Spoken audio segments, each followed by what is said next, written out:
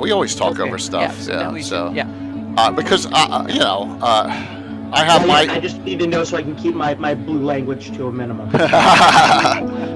There's going to be, you know, there may be some crossover here and there, but I'm going to tell a story I don't think I've ever told, and any Gabbins or Legends and Lore about the origins of my favorite of all time that I love to put up against people and use and abuse my players. It's a good story. There's a topic I kind of want to touch on about monsters too. If we start to run out of ideas or we start running a little bit slow, which is I was thinking about maybe we could talk about what our favorite off beaten path weird monsters are that nobody uses. Sure. Because I think that's a fun topic too. Because I think everybody has that pet monster that they like to use that nobody else uses. Talking about your flumps, Carlos? Just kidding. I have used a flump in a game before, but no, that's not the one. It is a Beefolio monster. Yeah, it's. It is a Beefolio monster that I'm talking about. Oh, cool. Mm-hmm. But yeah, not a flump in particular. And Jay, I'm good till about 8:30 tonight your time, so I'll be on for the first hour of the show. No problem. Thank you for letting me join. Sure. Always good to see Anna. Good to see Carlos. Yeah, we got Will and Chuck still. Right. And the good thing is, I have the box screen item maximized with a bracket for 4. So if we have 5 for a little bit, it may look a little weird, but if you're going to pop off in an hour, it won't be too bad there. So. John, speaking of things that aren't necessarily what we're going to be talking about tonight, so I can get it out of my system. Since the NBA draft just happened, you've been on my mind a lot lately because because Wiseman's name's been in the James Wiseman's name has been in the news quite a bit because of the draft. Every time I hear about him, I think about you and your son. Yeah, no, it's so crazy. He's I've got pictures of it. My boy, posting him up in the that's awesome. Out of the 131, and actually it's cool because it's so this last week. So today is Monday, so it's Saturday night. My son got his first D1 minutes because he just transferred. He's a redshirt freshman. He was injured all of last year. He was playing for a D2 school, but he could never play because he was hurt. He had a surgery on his hip and on his ankle, and he's now fully healthy. And he had a great game, and he's with Austin P. They're probably in the tournament this year, so they're a good shot for even maybe the top 32 in the country, and it was fun. But yeah, it's like that. I'll never forget. I've got some cool video. Just like I said, I told you this already. He said he looked over and he saw it. He said Wiseman's hands were his dinner plates. Like he said, I was staring just above his crotch, Dad. Yeah, that's wow. I give him.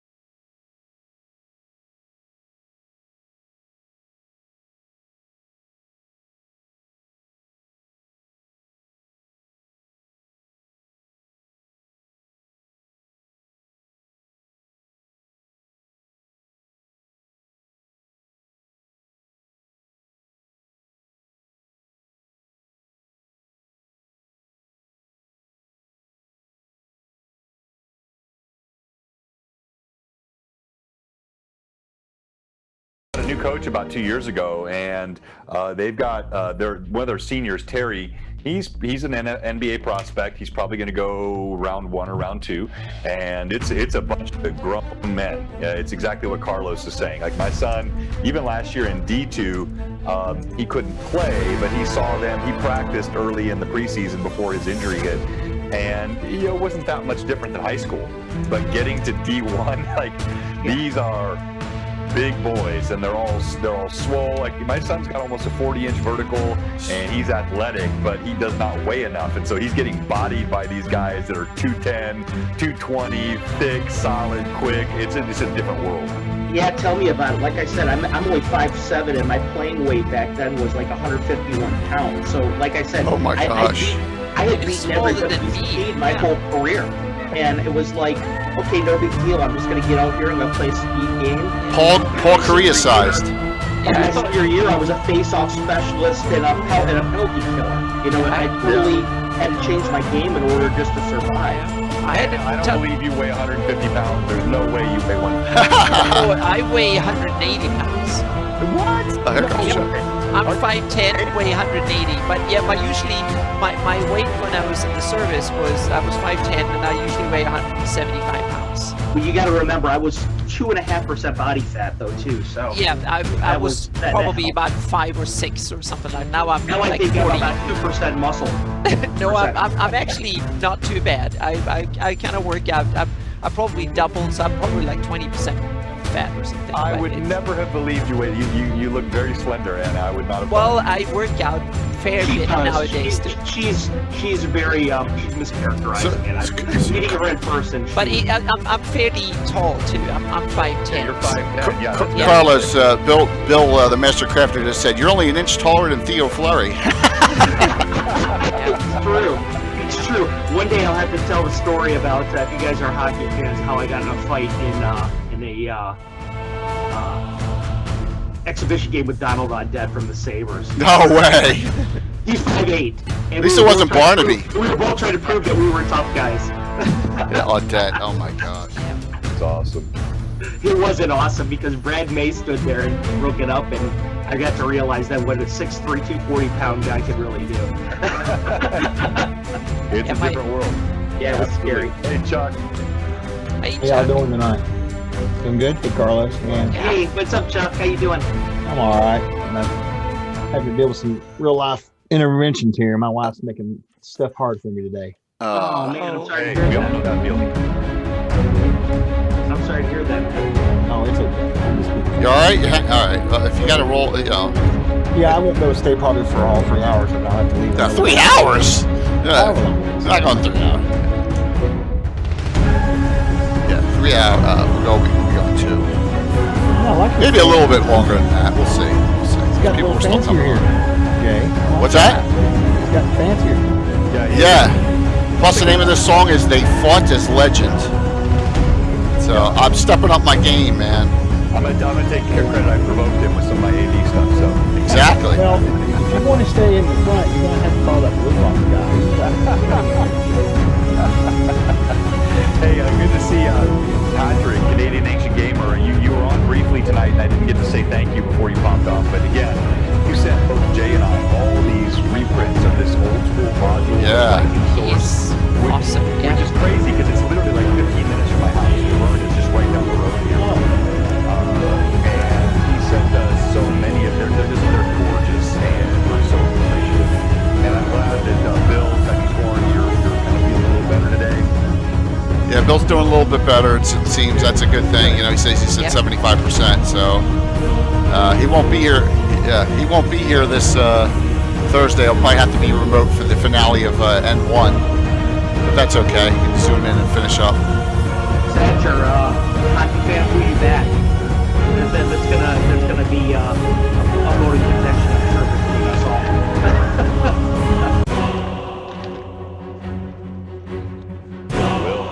Hey, Will. Hello. This one is just called Shimera. Yeah, we can't hear it, but it's. Oh. I know it's good. Yeah. You can actually put computer sound into Discord. It might screw things up, but it's possible. So, yeah, you can add a little tick box. You're asking him the pressure one. It sounds really good. I love it. A couple of buttons. Yeah. Oh yeah, yeah. I'm saying that, and I've been responsible for crashing Jay's stream at least twice. Yes, no more crashing streams. Exactly. So don't do what I tell you to do when it comes to One more minute. We're going 1 minute early. So, I need to get my monster books ready. my favorite monster, everyone's favorites tonight, plus a massive Troller Games giveaway tonight. So, looking forward to this Does discussion. it have monsters? What's that? Does it have monsters in it? I hope. Oh, all of it does. That's the whole thing. I was like, Chuck, I have an idea. Yeah. Chuck says, I guess so. Right? Yeah, man. Anything for you, Jay. I know. All right, we're coming on. Boom. Good evening, everyone. I'm J.K. Lord Gazumba. I got a nice crew with me tonight to start us off here. We have Anna Meyer, Carlos Lysing, CSL Entertainment, great Twitch channel. John Birchfield, also Blue Box RPG. William Henry Dvorak, Wicked Studios LLC, and then he begged and pleaded. I let him in, and that's Chuck Combo, Troller Games. So what a crew! Yes, we got a massive crew tonight for a wonderful discussion. And I don't know how I came up with this idea. It just, you know how stuff just comes to you, and you're like, oh, that's a great one. Let's just do it. And that's what happened with this. My favorite monsters. Haven't really talked about monsters in a while. You know, we had some discussion about some specific things like undead and dragons, but we haven't gone all over the place, and I know we all have some. Here's my first question, and we'll go around. Everyone can introduce themselves. What's your go-to book reference for your monsters? So Carlos, you got to go first on that one. I know what it is. Being that I play with first edition players, and I play with a lot of veteran players that have tended to see it all before, I kind of stay away from the monster manual itself. I'm a Fiend Folio and a Monster Manual 2 guy, and I do that because I love it when players are a little bit taken aback. I like to use variant monsters a little bit. Like, for example, I might not use a normal Adiug. I might use a Hepmonolander Adiug that has some kind of special abilities and things like that. So I like variants a lot, and I like to keep things a little bit left of center so that the players can't anticipate what to do. And that's a great thing. I mean, that book that's up right now is so fantastic, and a lot of people don't like it for some reason, but I love it. I'll make my defense for it later for whenever somebody assails it. Very well. That good to hear. It would be you and it would be both of us. So okay. John, what about you? I thought you hated the Fiend Folio. John. No. Okay. I don't hate the Fiend Folio. Obviously, I wasn't paying attention. I don't hate the Fiend Folio. I there's some monsters in there that are a little goofy.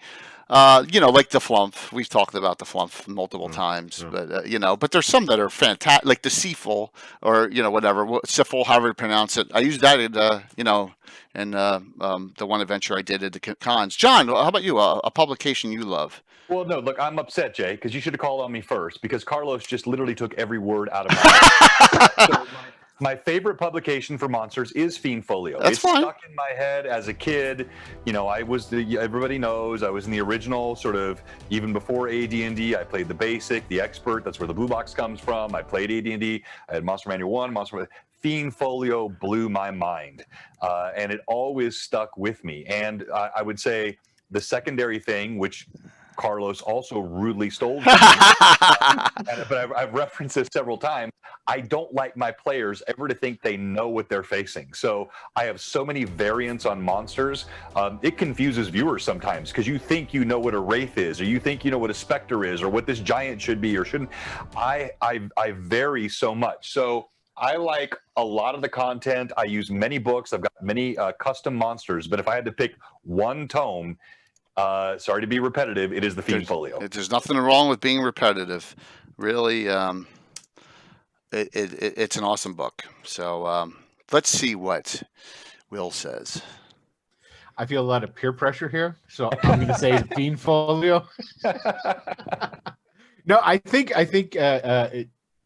this is something that all good DMs do is they take the monsters and then they change them, because that's exactly what I do with things. I just put up on my blog the Corrosive Zombies, which is basically where I took the rust monster and I just melded it with a zombie so that when they would, it's the exact same reason. You don't want them knowing what they're doing. They want to have them off balance.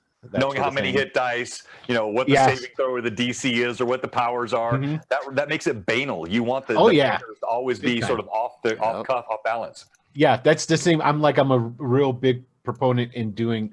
It's a green dragon, and then it breathes fire on you. That sort of jazz. Yeah. I love that. Yeah. I love that. Good. So as far as tome goes, I got to go with the Monster Manual too, not because of anything that's actually in it. It's because of the art. I'm more of a whoops. I love I just did that. Holloway's that was me. art. I love Holloway. And that would be the only reason. That's the only reason I'm picking it. Aside from that, as far as monsters go, I probably use more monsters out of the folio. Yeah, but Will, if you're going to go art, it's tough to I don't think anyone else is going to advocate for this, but it's tough to pass up on this guy.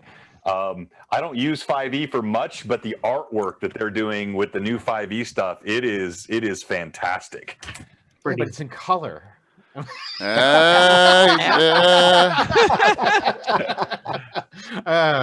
it's got to be that black and white line art. That's my jam. Now I bet you Chuck has a different answer. How about the one that's up right now, Chuck, that you're giving away a hardback copy of tonight? Yeah. Well, sure. I'll be honest with you. Carlos, exactly what he said. Okay. That's my two favorite books that I go to. I do use that one because most of the games I run are people who have played first and second edition and some fifth. And they've basically, actually all of my groups except for one have all been involved with Forgotten Realms. So that book there is an awesome book because they don't know shit about Aird. So I could pull out all these crazy monsters and they don't know what to think. But I'm like Will, I like to take monsters that they know very well and completely change them too. I ran a game Saturday night and they had a bunch of Hakoras after them and they didn't know what they were. I used a different picture. I described it basically the way they're supposed to be described, but just because they saw that art, they kind of forgot a little bit about my description. And these guys were, they were charnel hooks. So they had sort of like a fiery streak going through them and this kind of thing. And they thought they were fighting something that was demonic, which it really wasn't, but they, their imagination went crazy. But like Will says, you just change it up a little bit and they're terrified. Oh my God, what is this? And, Book horrors are great. And they're great. They're just wonderful. That whole rending is this.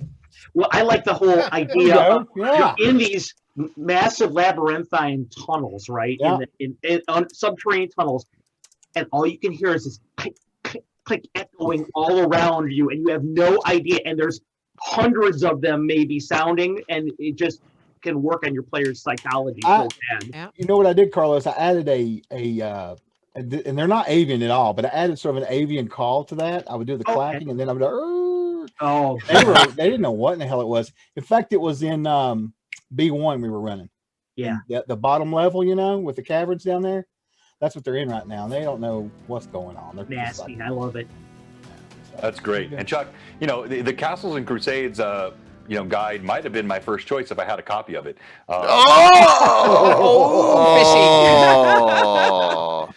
You get the PDF and you have John, it. I won't rub it in, but he just gave it to me, and I've been sponsoring me for years. I'm just kidding, John. You got a chance tonight, John. There's a drawing. We have 5. All right, so let's go over that. 5 great giveaways tonight for everyone. One of them's a hardback book with shipping. All right, and let me just show you what they are, so that everyone can be really excited about. I was drunk at the time, so I have no clue what he talked me into. All right, here's the Monsters and Treasure. We're gonna do one digital of this, now digital of the Tome of Unclean, one of those. 2 digitals of this Monsters and Treasures of Aird and a hardback of Monsters and Yeah. Treasures of Aird. Whoa. 5 giveaways tonight. So Bravo. yes, Now and thank- the first book has all of our monsters in one book except the aired stuff. That's always a separate thing. And the Tomb of Unclean is where we put all the bad stuff, so that you ever get the moms out there marching around, they can't make fun of us because we put all our stuff in one special book. But now that book is You're gonna very relate to unclean. something I I will want to tell talk you about that with much. my favorite monster tonight. So Yeah, that's yeah. good So stuff though, man. Good monsters. Good monsters. I love it all. And So- you know what I love about it the most, Go ahead. honestly, is because where we have to watch for copyright stuff. Carlos understands that. So we have like, for example, Bone Devils and the Tomb of Unclean. They're just different enough. You know what I mean? So you've almost got like 2 different versions of it, which is kind of nice because, like everybody else, you use everything. Who do we care? Right? So Yeah. it's good stuff. Yeah, it's funny that it's kind of like that whole idea that necessity is the mother of invention. You change up things like that, and then the next thing you know, you're like, hey, wow, that gives me another option. Pretty Yeah. cool. Yeah, for sure. can I and this is another good thing with partnering with Choler Games. We're going to get a little variety of our monsters, and that's always a good thing. I'm going to show you some variety that I have dug up that I utilize in my favorites. Anna, what's your favorite publication? My favorite publication, I must go with the Will on this one, and it's I Monster Manual just 2. love the Good one. Monster Yeah. Manual 2, and to me it's weird because I moved away from first edition for decades ago, but if I want to go back for inspiration, and this is kind of the tome, I loved it both for the art. This cover is one of the best in D&D ever, I think, because it took me a long time to realize there's a little guy there too, and that that it was the scale and stuff of it, and Right. I'm a sucker for landscapes and stuff, so I love this one. But also the monsters in it. This is when I think the game came of age for me. You had the demon lords, you had a whole bunch of my favorites that I kind of made me love D&D came from this book, and now I've used so many different editions. I've moved to 2nd edition, 3rd edition, 4th for a little while, and then Pathfinder, and now Pathfinder 2. So what I've done is that I've collected all the monsters I've used, and now I've done it digitally and made the stat blocks and made versions and variants and stuff of it. But I still go back to some of the old books for inspiration and read kind of the descriptions of them and stuff like that to know where they come from. So I can kind of keep some of the themes, even if the mechanics are different, and then add and tweak, because add and tweak is I think the good craftsmanship of a DM is to take simple concepts and then make them interesting for the players and keep the players on their toes with simple things that are interesting game-wise, so to speak, in game. And a lot of these books nowadays are just stat blocks. Yeah. They're not written like the old books were. Like our Yeah. books, people make fun of us a lot of time because they get kind of literary, but I like that stuff, man. I grew up reading those books. I'd sit for hours reading a Monsters Manual because you read all about their whole habitat and their Absolutely. ecosystem, what they Yeah. eat. Ecology, all the stuff you have in That- the old that's the Dragon important thing. magazines, the ecologies that they would do. Yep. By the way, Anna, I want to agree with you. That cover art, I stared at that, I think, for hours as a kid. I love, if I had to pick a cover, Monster Manual 2 was one of my favorites. Yep, me too. And cool. even the interior art is simple black and white. It's barely even grayscale. It's black and white, but some of it is simply groundbreaking in its scope and breadth and depth, and some of the advanced monsters and stuff. And to me, that was kind of showed what the game could be. At least it did for me compared to the first Monster Manual. That was kind of silly and cartoonish and all that. And then come this, and that was like, damn, this is that's cool. serious. You can take it serious, so to speak. So this spoke to me in a way that, and I was like maybe 19 or something when it came out, 20 maybe, and something, and that was so that really that monster book spoke to me in a way that no other monster book have managed to since I've been kind of, this is a better version of it, better art, whatever, but that came to me at the right time. That proved to me that the game could be more than this basic monsters in the basic monster manual. Yep. So for me, without we this, already know there's like 15 frames popping up constantly. Oh, we're not on monsters yet. My bad. Yeah, Without this book, there's no other book, right? that's true. Yeah. Yeah, that's true. Yep. hmm So That's true, man. That's true. I'm gonna go. I'm gonna go with a little bit off the beaten track here for 1B, just because it's eclectic Greyhawk monsters. Oh yes. Oh, There's yeah. a couple of good ones. Okay. I haven't looked at that book in a long time. For a non-TSR book, check out Glades of Death by Sword and Sorcery 3rd Edition. This is awesome by Necromancer yeah. Games in their prime. All right, Yeah. we'll discuss some of them tonight too. Hey, Jay, Check it out. it is so utterly predictable though that you would pick MM1. He's right. It is. The first released hardback. And you'll Yeah. see when I discuss my monsters, and a lot of them are scrolling through, and you're like, "What the hell are those pictures?" Because I love variants of those monsters. You Well, know, just as an aside, doesn't that seem kind of counterintuitive? That always struck me as that was weird that the monster manual was out before the You know, Player's Handbook and DMG. when Yeah. I first heard it, it did, but then Yeah. afterwards, it made more sense as a DM because it's like I was just thinking about the creature catalogs from Basic. Right. Awesome. Those are Right. really good, Yeah. and I've used those in advanced and other editions No, too. and exactly. it's Me too, like- Will. When you Exactly. first hear Yeah. it, you're kind of like, what? How did that Yeah. actually work? And they knew that those books would sell gangbusters. You know, it's a monster book. Everybody's going to buy that book, even people that don't run games. You know. so West River Ed puts up something. He uses Monster Manual 1 and 2's coloring books. A lot of people did. A lot of Oh people yeah, I did. remember those things. Oh, I yeah. so- used to have one of So those. this is my crappy copy, by the way, everyone. But another one for great monsters everyone forgets about. There's a lot of great monsters and deities and demigods too. I was going to say, well, ago, You know, that's look at one this of the one. things I like Beat about to that. hell, first 'Cause you edition. picked up in that book, you picked up monsters, you picked up magical items, spells, all Yeah, kinds of cool yeah. stuff. You know. So there's a lot of good ones in there too, and a lot of good Ooh, stories. ooh. So, all right, Yeah. I know our time is limited with a couple of our guests. So, John, start us off because you're here the shortest amount of time. So, tell us one. What's your favorite? One of your favorites? Okay, so let me tell you what I didn't pick because I thought about this a lot, and it is so hard to pick a favorite monster. Okay. As a DM, like many of you that have played for so long, you kind of will go through things like maybe like a song for a few years, and then you move on to another song and another song. My monster flavors will change. I eschewed things like the Displacer Beast. I love Displacer Beasts, and That's a good one. I think it was Carlos was talking about earlier, sort of the drama that you can create, the heart palpitations in players. I've had PCs that were roaming dungeons and they heard a growl and they saw something dark that appeared and then vanished and tentacles and then gone and they sort of hunted them down. That's a fan. Who doesn't love a good gelatinous cube? Oh, yeah. Oh Yeah, man! those are so much fun. Yeah. These are so freaking cool to use. Dungeon Roombas. Instant so paralyzation. Yeah, yeah. I've never heard that before. No, think about this. You can't see them. They're hard to see.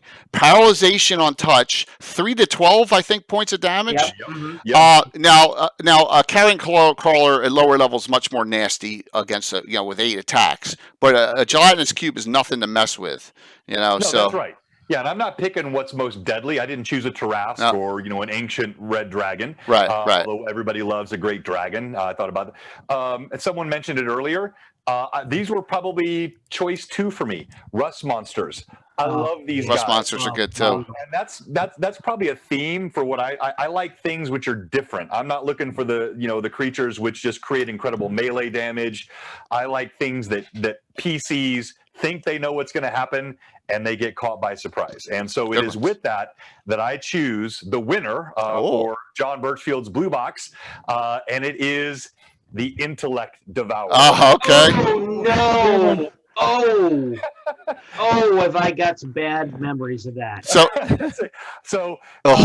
These guys are so nasty. And what was Yeah, wonderful for they're me, small. Jay, as I prepared, tonight, just to look through it, how much they have changed through the editions. And as we've talked about as DMs, being able to modify our monsters, there is rich soil to change your Intellect Devourer. So let me put Will on the spot. Will, where did the Intellect Devourer make its debut? One of the Drow Descent or So what book? I'm saying like what book? a what book. publication? Hold on, publication. Intellect Devourer is that Monster Manual too? No one. Way And it's before feed- that.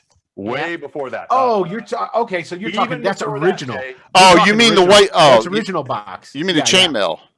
The original Eldritch Wizardry. Eldritch Yep. Wizardry, the Yeah. white Yeah, book. Chainmail. Yeah. That's right. Yes. So yes, it was in the Monster Manual, but Eldritch Wizardry, 1976. And I'll read it here. These chaotic evil monsters were fairly intelligent, highly malign with regard to sentient life. Their awareness extends to the astral and ethereal planes. The appearance of an Intellect Devourer is frightening in and of itself. Now, this was fun to me because they did not have the brain structure in the original Eldritch Guide. They were black, sooty balls on 4 legs. Right. They could hide in shadows like a 10th level thief. Huh. They could attack with their claws, but all their abilities were basically psionic. And they had these wicked abilities. They were so deadly. And I think that's part of what you see as you go edition by edition. They get a little bit weaker and a little bit weaker and a little bit weaker until 5th edition. They can only do the devouring of an intellect on something that's already unconscious. Oh, that's ridiculous. So it gets softer and softer. But if you look at the 3.5 version, which is the core that I run off, I think it's a really good balance of it. Now they evolve the ecology. So as you get into the later editions, the Intellect Devourer is a product of an illithid, a mind flayer. A mind flayer creates an Intellect Devourer. You don't have that explained way back in 76. But the idea of what it can be grows, and they can consume memories, they can enter the host, and I think they are just a super fun way to screw with your players' heads. Now, interestingly, and I think this is probably a theme for all of us, your favorite monster is probably not one that makes a regular appearance in your campaigns. No. No. No, not at all. You're absolutely correct. Yeah, Absolutely. My wife was teasing Dangerous me for that. today, Yeah. because 2 of my campaigns, giants, have been a major theme over the last few sessions. But Yeah. that's just because of the coincidence of the timing and the way it's worked out. Giants are not my favorite monsters. I save my favorites for Yes. really special situations. So I just think something which can take over the will, confuse the mind, execute psionic attacks, which bypass your character's incredible armor or whatever things that they have, which they think have made them invulnerable, and then puts them in a place where they're questioning their own mind. I did this. Last thing I'll say, in my 4th Age campaign, which is almost over now, about 2 years ago, the party wandered into an area where there were a pair of Intellect Devourers, and they had a whole scene that played out where they had a battle. They were killed. They were attacked. It was all an illusion. They had all been overcome by these Intellect Devourers, and it really created this really cool sort of. They wake up like they were all almost crying around the table because their PCs were all dead, but it all had been an illusion. That was so sweet too when they were crying when it did. Oh, it really was. Their tears were like honey. But I think it's just such a cool, off the beaten path monster that's not based on how big your sword is, how strong your armor is, that as a DM, you can do some awesome stuff with.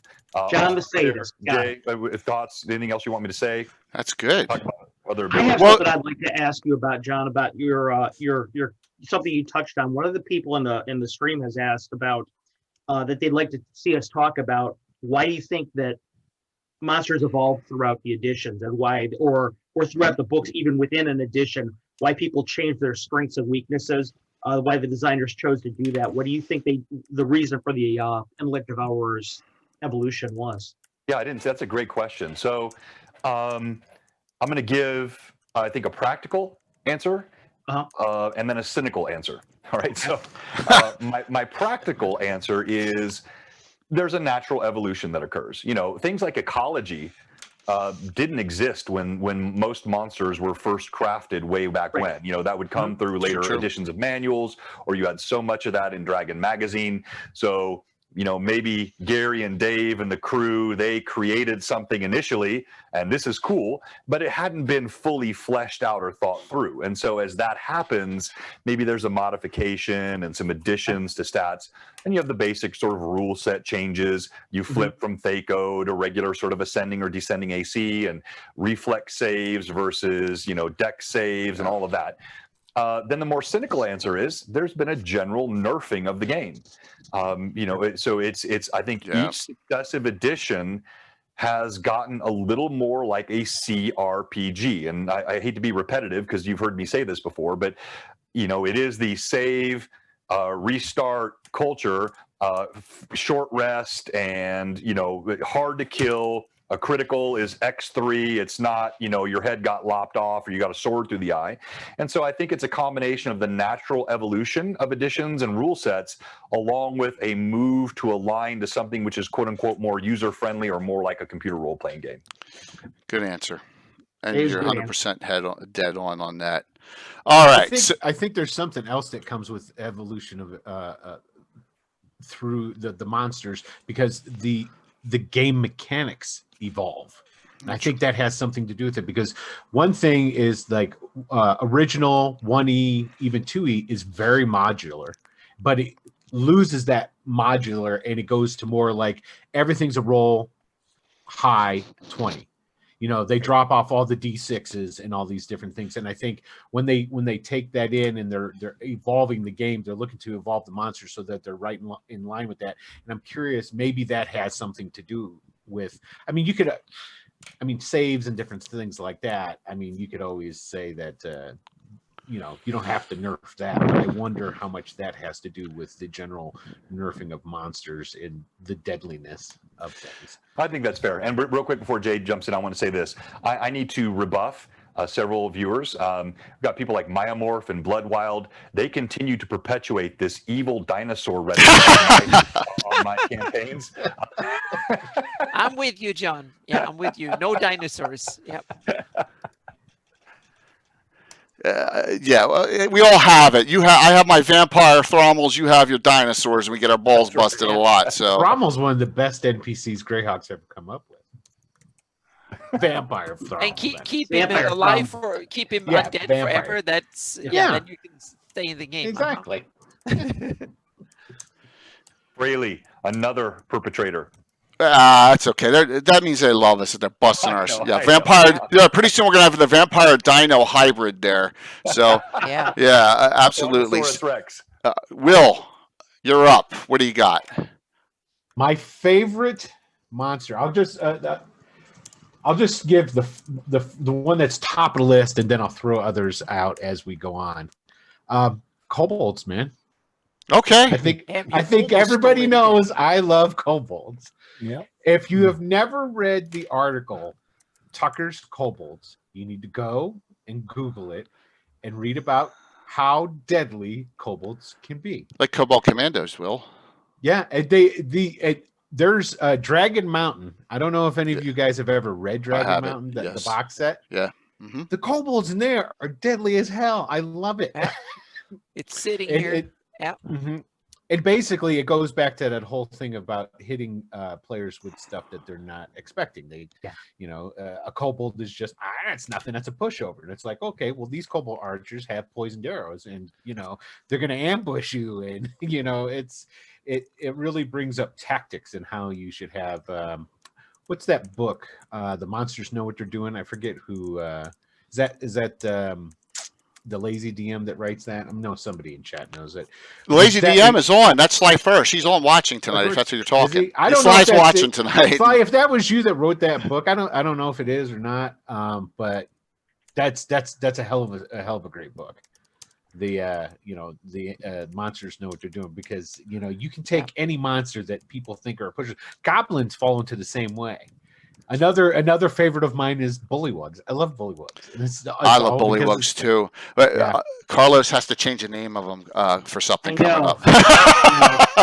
Hint, hint, hint.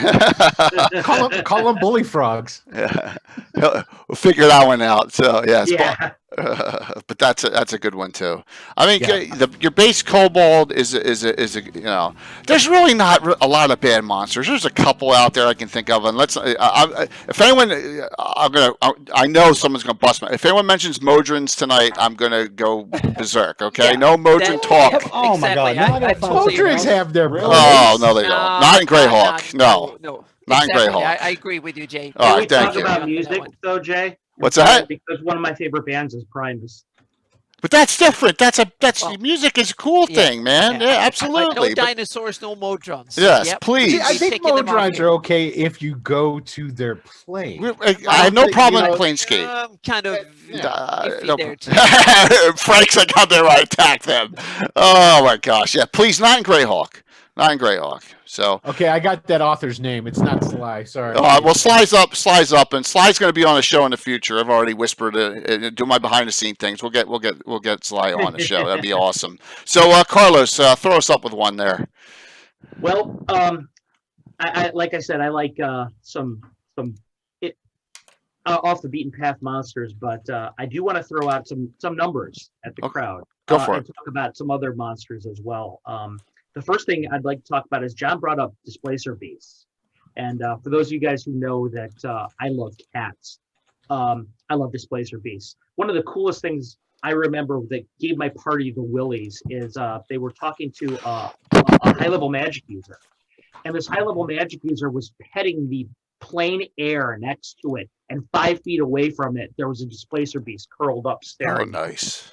And it was just kind of like giving them the weirdest sensation because it's displacing, but yet the thing knows where it is. So I thought that was pretty cool. But I would like to talk a little bit about Hydras for a moment. Nice one. Hydras are a fun monster because if you want to look at the monster manual, right, a common monster you'll encounter 60% of the time when you are in a random encounter. Uncommon is 20% of the time. When you reach 4th level, did you know that a 4 to 5 headed Hydra is a common monster? 60% of the time. And 20% of the time, that might be a Pyro Hydra. So all of a sudden, you've got 5 heads breathing fire at you 65% of the time. This is just an idea of how deadly First Edition used to be back in the day. Carlos, you're not even talking about the Lernian Hydras where the heads Oh, no, I'm not talking about I'm talking about just normal, crazy Hydras, difficult to kill, okay? Because they've got a ton of hit points. They can do so much damage because of the multiple attacks. They're just nasty, okay? Those are 2 of my favorites. I love owlbears. Again, numbers. Let me throw a number at you. 20% of the time, it's going to roll an 18 or better, okay? If you consider 5%, 1 pip of a 20-sided dice, all right? Or, excuse me, 10% of the time. Sorry about that. No, I was right the first time. It's going to hit you with one of its forepaws, right? Well, when it hits you with its forepaws, it draws you in. Not only does it do that 1 to 6 points of damage, it's going to do 3 to 12 as well from a hug. Okay. Yep. So you're 18 or better. by the way, did I happen to mention that you can run into them as an uncommon at third level? So this is one of these things where you're talking about random encounters as a DM, that where First Edition is really, really nasty.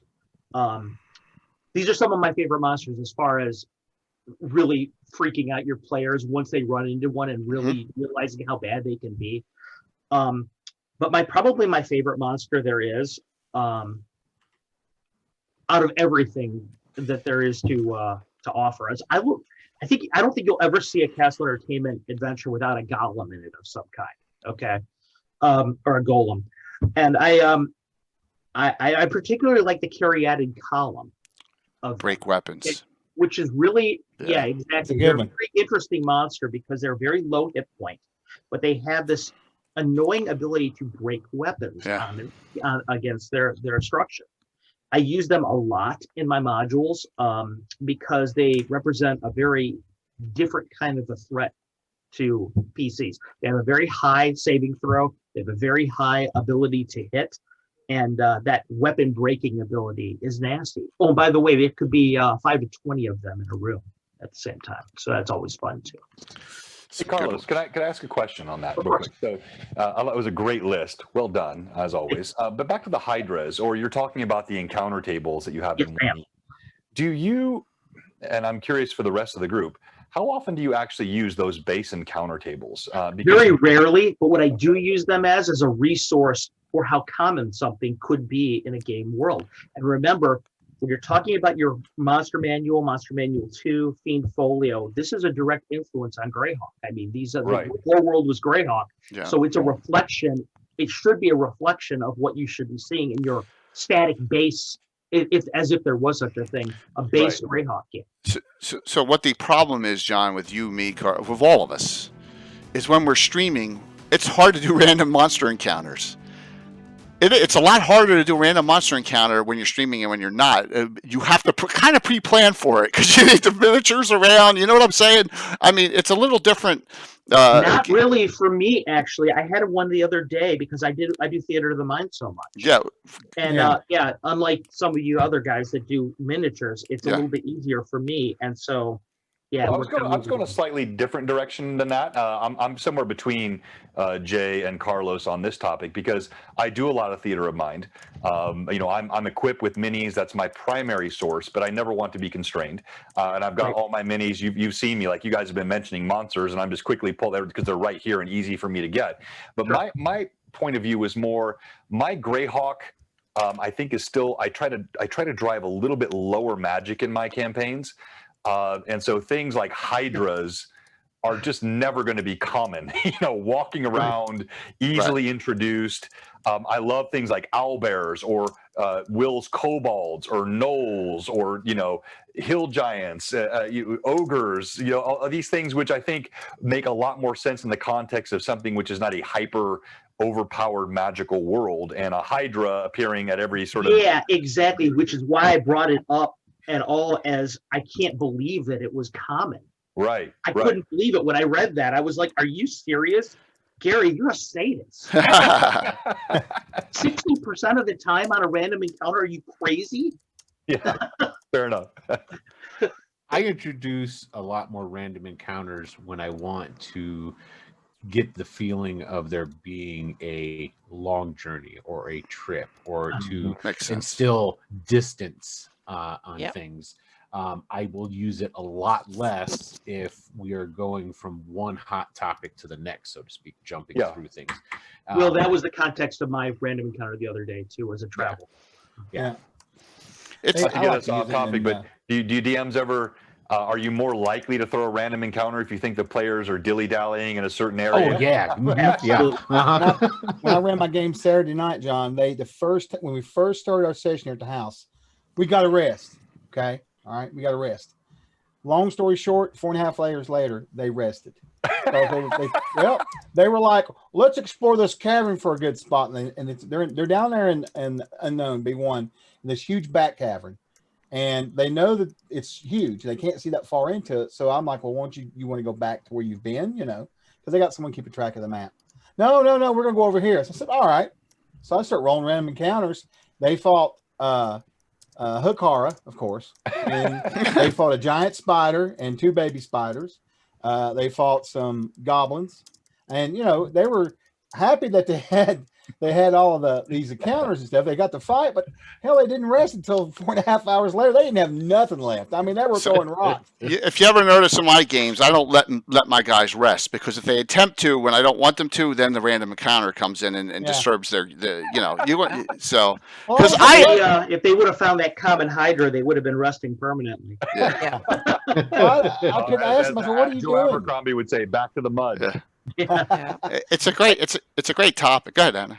Yeah. I was going to say, I use random encounters for the mundane stuff, meaning if you, especially like travel, like several of you said, that if they're going from A to B and it's 20 miles or even 5 miles, then what fellow travelers are along the road, and what are the common animals they see and stuff like that. That's what I use the random encounters. All the big scary monsters that are in an area, I kind of keep track of them out around the game, saying that, okay, the dragon is now over there and the banshee is over here, and whatever it can be.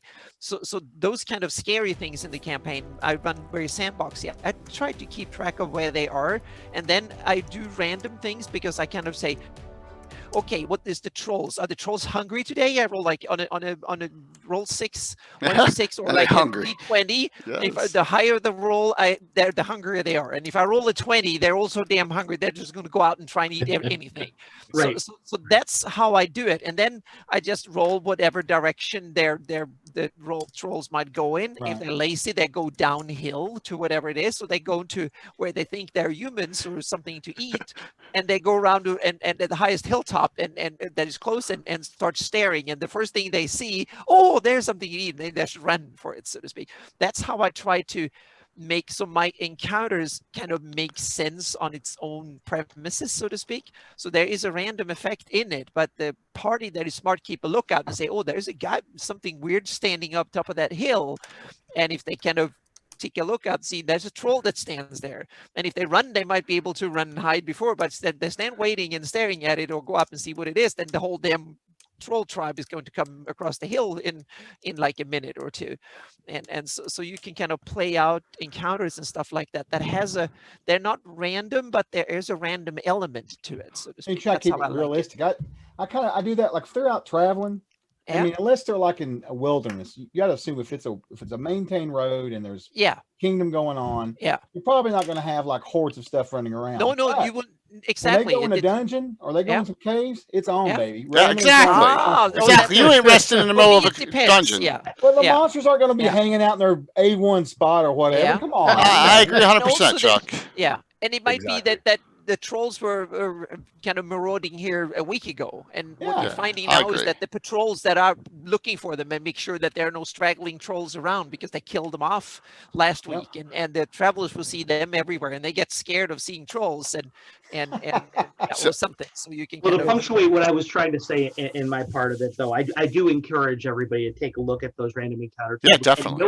and yeah. notice the frequency of monsters. yeah. That is And- it's scary when you look at the frequency. It is. Yeah, Oh yeah. Absolutely. it's a real shame that we Yeah. can't ask Len about that, because I'd love Yeah. to see what he would say Yeah. about what Gary did with the random monster encounters. One But of I those think little yeah. sadness things, but he would Yeah. have said But I something think really a lot of poetic. But I was Yeah. thinking a lot of these encounter tables are probably level equivalent, meaning that when the characters went up in level, then you needed beefy monsters to entertain them and stuff like that. So it's like the dungeon. The further down you go, the bigger the monsters you find. Yeah, weirdly enough, Anna, that's how true. the hell did the dragon get to dungeon level 10 when there's no entry into it? Exactly. Exactly. That's true, Anna. And what I think is interesting about that is I'll use the that Hydra as an example. The Hydra is a common monster at 4th level, but Yeah. it becomes uncommon until 8th, and it becomes common again. Exactly, And then, meaning that and then yeah. it's got 13 heads. Yeah. So for me, random encounter tables are good if they're grounded in the world. But if they're grounded in mechanics versus characters, then they have no room in my No, game. Anna, I'm with you, and that's why I don't really ever use static tables for random encounters. I will have random encounters that are possible based on where my characters are at, Yep. what they're doing, the Mhm. ecology of the area. So Yep. it could be, in a certain area, it might be kobolds or, orcs or whatever. If they're in a dungeon, most of my PCs, they play with me any length of time. They're not resting in a dungeon unless they barricaded all the doors and they There you have go. someplace that Right. they know. But I don't like this idea of throwing something that just feels sort of Yeah. out of context with the area and the ecology of what they're doing. I like Yeah. something that feels, at least to me, more sort of real. If D&D can be real. Yeah, but it's interesting when you mention dungeons because I intend to do, and I've done before, the opposite, so to speak, meaning the players need to hide in a dungeon, and meaning that there might be some of my players in chat here, so you have to not listen in a minute while I'm telling you this. There is a dungeon in this village that was built with the intent purpose of hiding from marauding things that came and threatened the area, so to speak. Right. And that might be a good reason to get those holes unplugged again and be ready to hide in there further down my campaign, because there can come some nasty stuff. And if you don't have a hole to hide in, you will not survive, depending on what happens in the campaign, especially when you're 0 level. You might Right. need a hole to hide in. So Like that. You got your dungeon bunker. yeah. So I want to turn the concept up and down sometimes for the players, meaning not something you seek danger. That's where you hide, just like goblins do at times, just because the world is dangerous. So we need to hide in here for a bit. Right.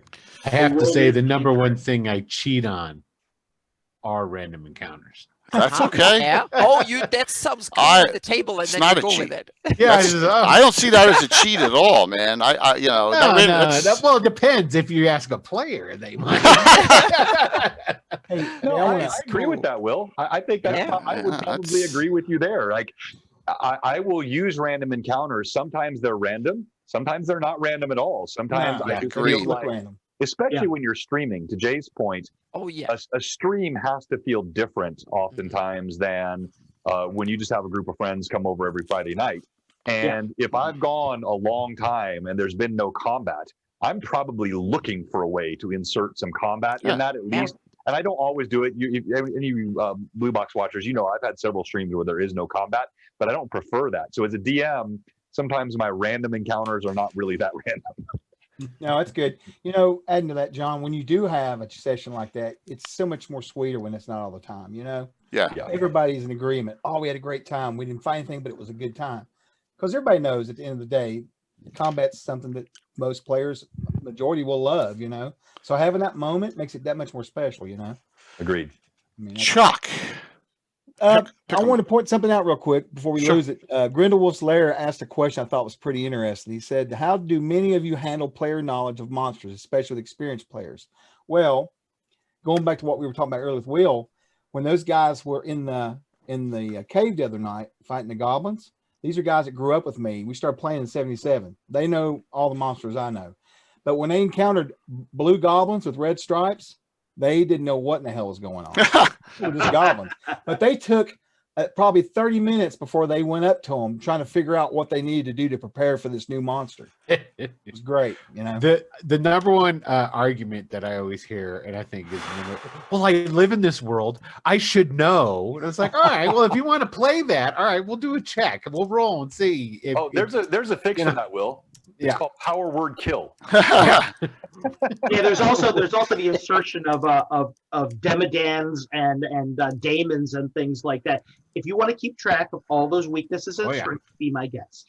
Oh, that's just what, you know. It's like I'll let them do rolls, sure. I just won't tell them anything or say, okay, all right, yeah.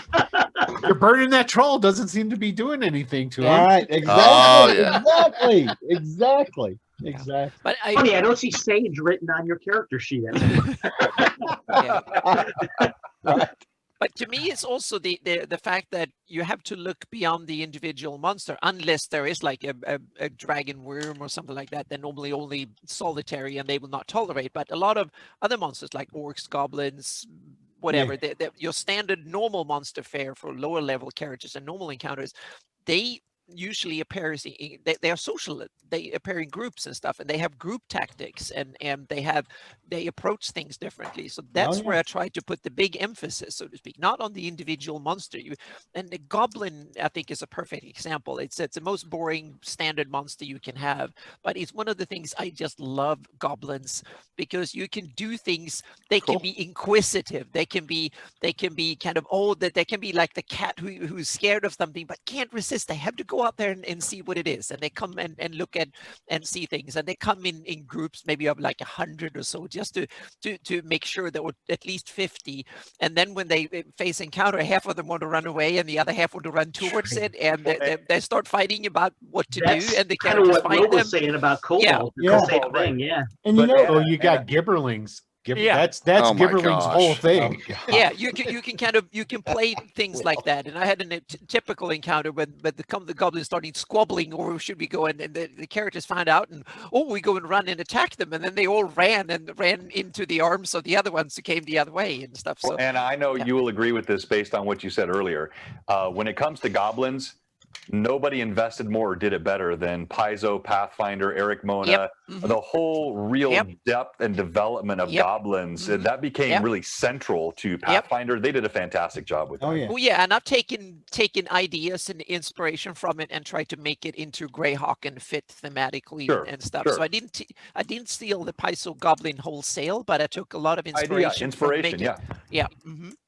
They you know, one thing about Somebody, those I'm sorry, go smaller ahead, Chuck. creatures like goblins and kobolds, at least the way I run them, is they're so used to being run over by larger monsters and being bossed around that you can actually have some interesting role play with them too. You know, Yeah, Absolutely. for sure. they're not, Sure. Oh, yeah. you know, you can, and you can- and sometimes they didn't like the orcs that were bossing them Right, around. So right. when the party came, they came with like white flags. They came, someone say, "Can you go and kill them? They have That's a lot of awesome. treasure, whatever," and gave them whatever treasure to That's tell the awesome. party, "Go and kill them. We don't like them," and stuff. Yeah. So they Yeah, that's how taught some stuff.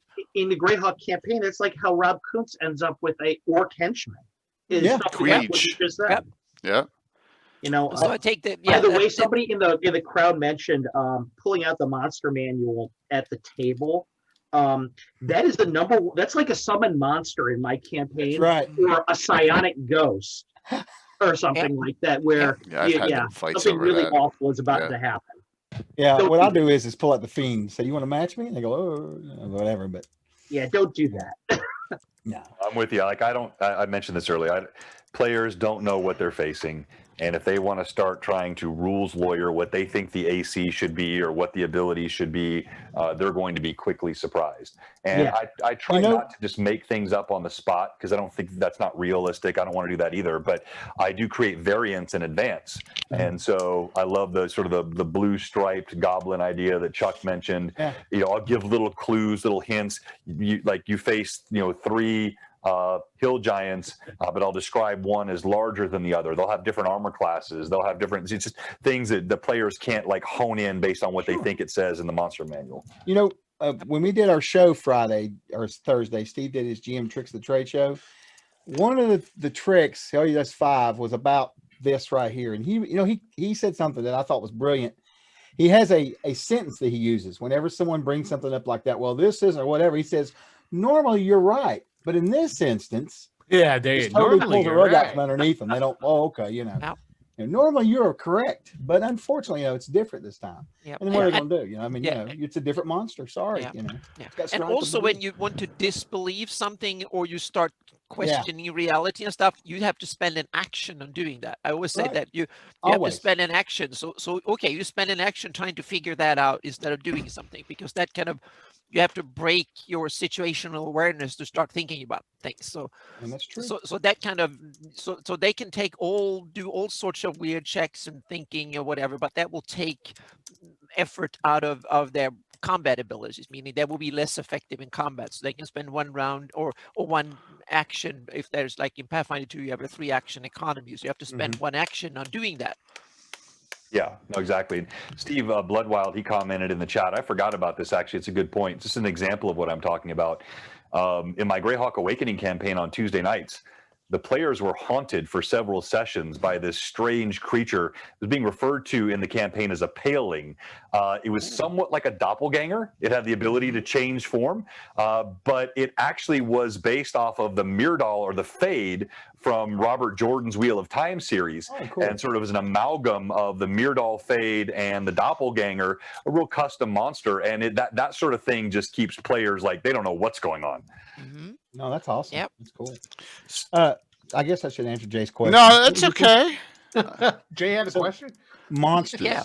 Well, I'm gonna be a little bit like Carlos, and I want to mention a couple before I tell you my favorite. I tend to like, overall, I love humanoid. I shouldn't say humanoid, but I like monsters, humanoid type monsters like lizard men or any kind of monster where there can be like a society built into it, even if it's rudimentary. You know what I'm saying? Because I just love the fact that you can scale it for any kind of adventure. It could be anything from simple as trying to chase down the bad guys that have raided a village to trying to save them or whatever. There's just all kinds of ways you can do with these humanoids, and it really breathes a lot of life into them. They're not just monsters roaming around the countryside. There's an actual, because as well as we do, when you look at demographics, okay, you've got what we would call the civilized races looks at the world, and how everything else looks at the world. So we may understand that this is the kingdom of Ferrandi over here, but it also could be Stonefist's land, that the giant owns. They look at a completely different, pattern of things.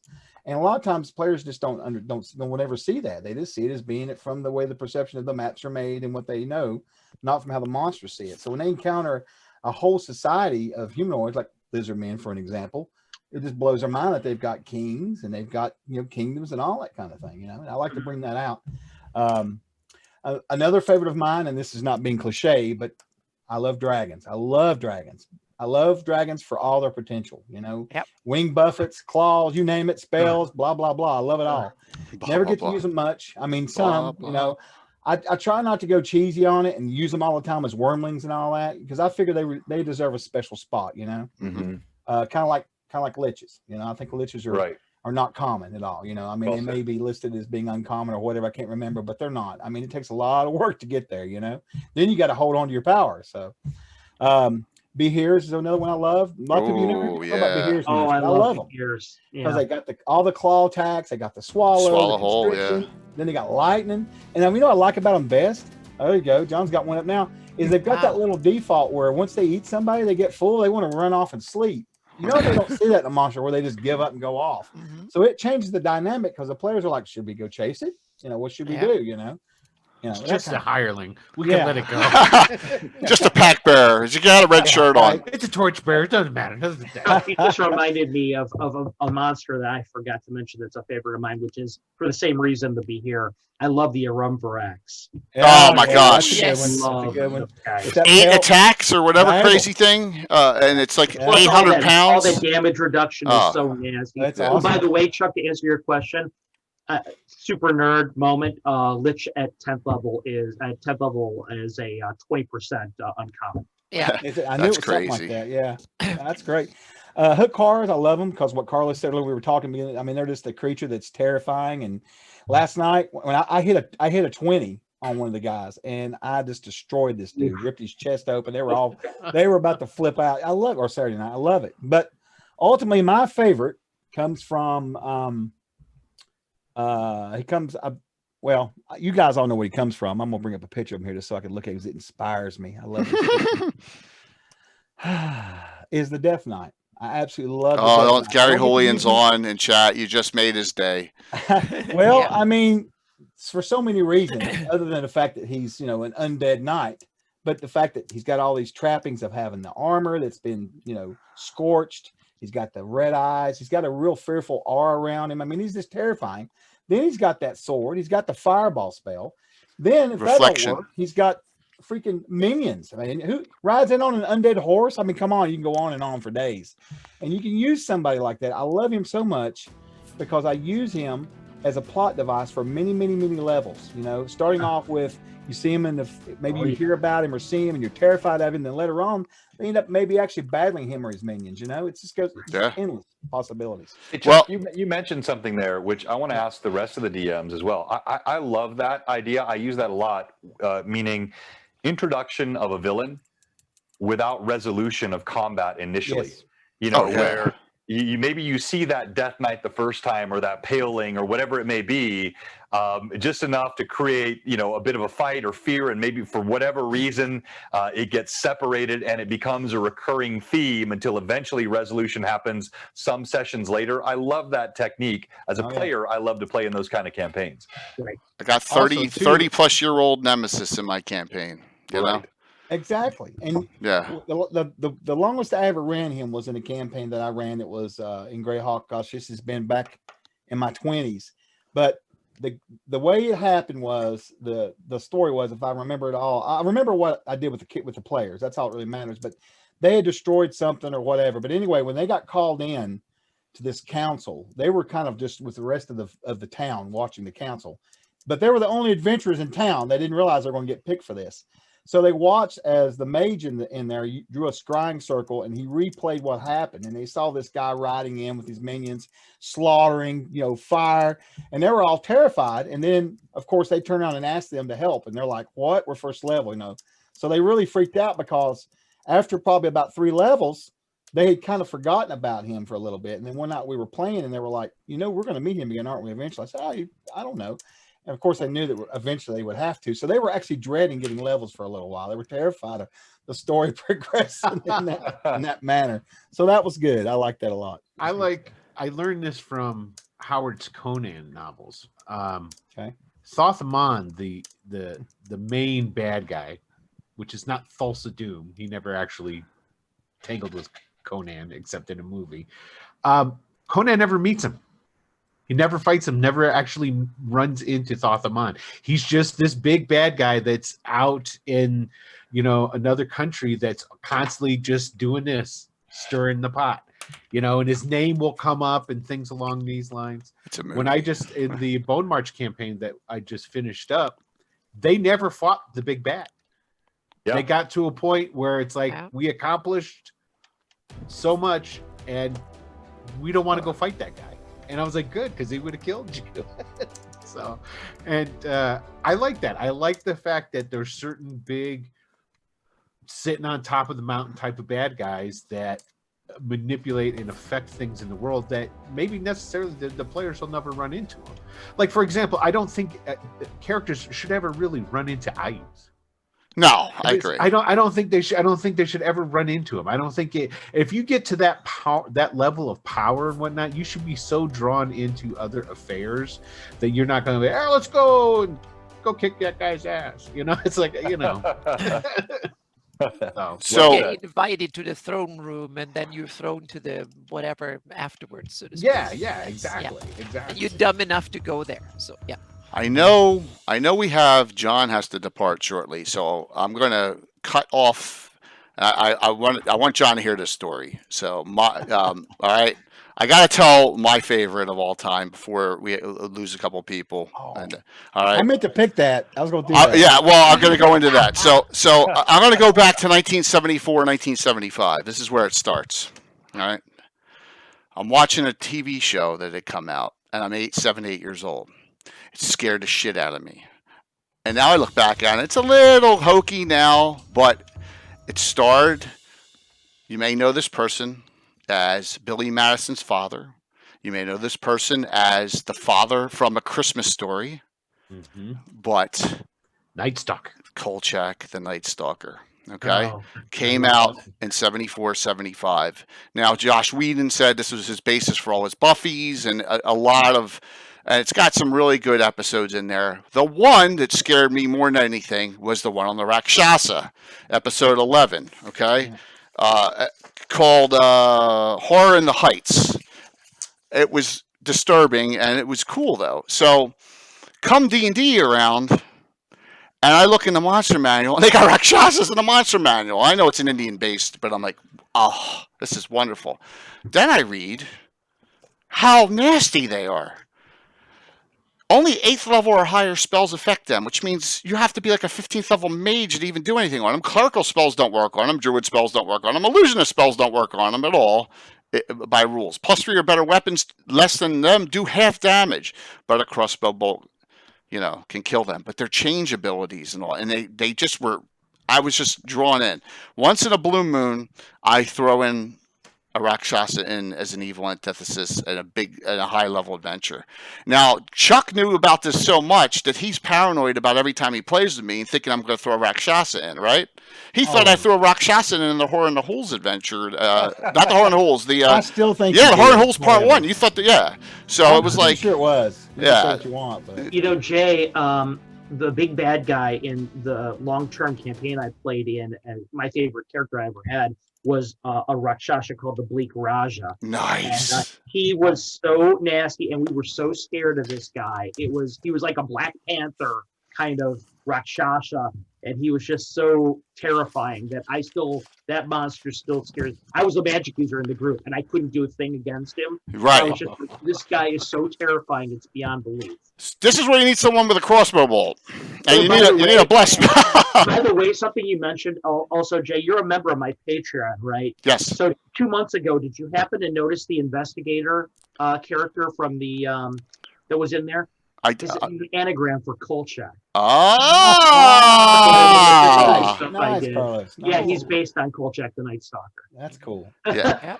So it's a great TV show. I'm gonna up the game here a little bit. Add in one of the greatest Dragon magazine article writers of all time. Gary will agree with me because he did the Saints. Scott Benny. Okay, Scott Benny, never the same thing twice. Filling out facts and figures on the Rakshasa family. Okay. That picture. Alrighty, and I got that up. This is from April '84. Easy to remember. Dragon number 84. Okay. Rakshasa Knights and Rakshasa Lords. Like it gets any worse. So this ups the game even more. Awesome. And makes them even more nasty. And then, just to top it off, Scott Benny puts in Ravana, king of the Rakshasas, a lesser god. So we actually have the god of Rakshasas here. It's a 10-headed Rakshasa. It's nasty. You're never going to come up against this, but he's written up this article pretty well. And Rakshasas are my favorite of all time because, as Tim would said in there, I'll throw them in at any time. I don't care. I'll throw them in as a captive. I'll throw them in as the antithesis. Just to be miserable to my players, which I haven't done this in about 5 years. I haven't thrown one in, and it's about time. So that is mine. Just want to give you the story on how I was so, starting battle way back before D&D even existed, how Rakshasas is stuck in my head. So, because I know, John, you have to depart shortly, and thank you. Feel free anytime you need to head out, and I know Will's got to go. He's got a game shortly too. And I skipped Anna, and I skipped the end of Chuck. Okay. So Yeah, no I got a half hour yet. Good. That's awesome. That's Before awesome. I drop, I just want to say thank you, everybody. It was a great time. Go ahead, Jay. You have something? One last thing. Yeah. I want to ask a quick question. What do everyone on this panel have in common? We're all We're DMs. good looking. What? Oh, brilliant. Yes, We're you're all- correct, Chuck. We're all We all love Jay. We're all participating in two things: the Greyhawk Mega Stream fundraiser event up under Dark Uprising, February 19th and 20th, along with Nightheart Gaming, along with Praetor's Rejects, along with Wily Hobbits, and we got Troller Games, and Steven Chenault's going to DM himself for his part, which is going to be awesome. I hope $2,500 should be easy for 8 streams. Easy. No, we're going to kill it. We're We're going going to to kill it. That's And right. then- We're going to kill it. And then the second thing is, of course, we're all participating in GaryCon, and let's crank that out and get Will got his event in. Let's get everyone's event in under I gotta do Zero that this Type week. 5. Yep. We're gonna keep on. Oh, I'm gonna do all that Gary this week. said AARP memberships is what we have in common. Thanks, Gary. That too. Gary Holian for the win on that one. Nailed it. That was awesome, Gary. Can you forward over some of that paperwork for me, Gary? Yeah. I would really. That was awesome, Gary. I'm Thank getting you. close. Hey, a couple things I want to say before I Go go. for Jay. it. I mentioned this earlier, but I don't think Patrick was on. I want to say thank you to Patrick, Canadian Yeah. Ancient Gamer. That's He amazing. used several of us. Wow, look at that. These things are so awesome, I'm and jealous. our Awesome. viewers in this community, they are so generous Oh, not and so that one, but- kind. So nice. They are. He We're is. thankful. This whole community is awesome. It's an incredible community. Also, before I go, I want to again reference Eldritch Wizardry is a fun read. It's a PDF. It's free. Check it out. 1976. I had to out JJ because I knew he'd go like MM1. I had to go with that. Intellect Devourers. Let me just read this last piece because I wanted to save it for the end. In this in this book, the monster then leaps upon the victim, tearing with his claws, psionically attacking with ego flail or id insinuation. If psionically successful, the devourer will then house itself within the mindless body, seeking to deceive others by assuming the character of the person it's slain. It will then seek opportunities to attack and devour others. Normal weapons and most spells have no effect on the creature. You have to have at Gotta least a love that. +3 weapon, and a +3 weapon can only do a maximum of 1 point of damage. A fireball can do a maximum of 1 point That's of nasty. damage. So it's just Nasty. fun to take things from different editions and insert them in your campaigns. And then I want to close with an example of one of my least favorite monsters. Sure. And this is found in 3.5. I actually got this given to me, and I'm not insulting the very nice stream that gave this to me. I won it like last year sometime. But these apes. Winged apes with swords. They're cool. Come on, John. Sorry, Winged apes. sorry. This is just Dorothy. a level above a dinosaur for me. It's from the Wizard of Oz. It's They're cool demons, though. right? It's cool. It's Flying John, monkeys from the no. Wizard of Oz. When Cheesy, they come on. see what you're missing, John, is when they start attacking. It's like, oh, wee, oh. That's Yeah. exactly right. Exactly. See, you got to put that music on, then it's okay. Yeah. Yeah, sorry. I'm a little bit picky. Anyway, love the community. Love all of you. See you Thank you Tuesday so much, Jay, night. for having me on Wonderful. site. Everybody have a great wonderful night seeing you. and have a great week. All right, John. John. See you Have a soon. good evening, See buddy. you, everybody. Bye-bye. See you, man. Now the box will tighten up. I have it optimized for 4 here. So So I was the problem, Jay. it's That's good. what I Yeah. have too, John. Yeah, a little bit zoom. There you go. So, all right. So let's get back. Chuck, what do you have your favorite of all time? I know you didn't mention it because I cut you off because I wanted to get my story in. Well, my favorite of all time that I never get to use is this is kind of cheesy. But I love Dracoliches. It's my problem. I just used one. Just used two a couple weeks ago. Dracoliches are awesome. They're awesome. Well, because they're like liches, right? But they're also dragons, which I like. And you never meet them. And when you do, you know that you are in the shit. It's over with. Yeah. Game over. There's no soiree where you meet a Dracolich just to get to know him. I mean, And a lot of people think they're Forgotten Just to get to Realms. know 'em. A lot of people think, oh, that's a Forgotten Realms monster. I proved a couple weeks ago that adventure card in the Free City Girl box set is an encounter with two Dracoliches. and When you show up and Dragotha is sitting in there, absolutely. chilling in his Dragotha- lair, it's forget it. They first talk about Dragotha in White Plume. White Plume Yep. 79. They do. Exactly. Yeah. Exactly. You know what? It's a Greyhawk first monster. That monster, when they talk about him in there, that's what inspired me. And you know where I put my very first one at was Isle of Dread, believe it or not. It's a good place. He It's was always a good place to trapped. put No, that he was stuff. trapped there, though. He was trapped. He had been trapped and put there on purpose. And so when my very first time I ran that as older, the first time when you're young, I was like, I don't know, was I 12 or something, but when I got older and ran it as a serious adventure, they actually, didn't know what they were getting into, and they ended up being manipulated by him. Part of the party, he put a geese on like half the party, the other half resisted, and so they were working against each other to free this guy.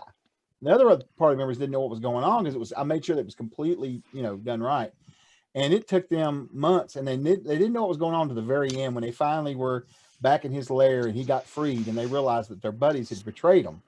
Then they found out it was a geese. It was too late. He didn't left. But so they were terrified I was going to bring him back again for something later on, which I didn't. I just wanted that thought to be hanging there, that they might meet him again. Yeah. Because they had released this evil into the world. Oh, Drake. Typically when you adventure, you're fighting evil. And usually, unless you're running an evil campaign. And so you don't want to think the fact that you've released something that you can't control, and it's gone. So I can't imagine why they would have been scared. It was awesome. I tell you, that's one of my favorite times when I did that, because they always thought, well, it's, whatever.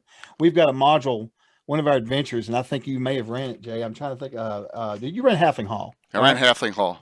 Yes. So in that adventure, when they go into this, I guess it was kind of like a barrow under the earth. They go in there in this room. It was like a dwarven hall or something. I don't remember now. But anyway, there was some undead in there, and there was so much undead that they came out.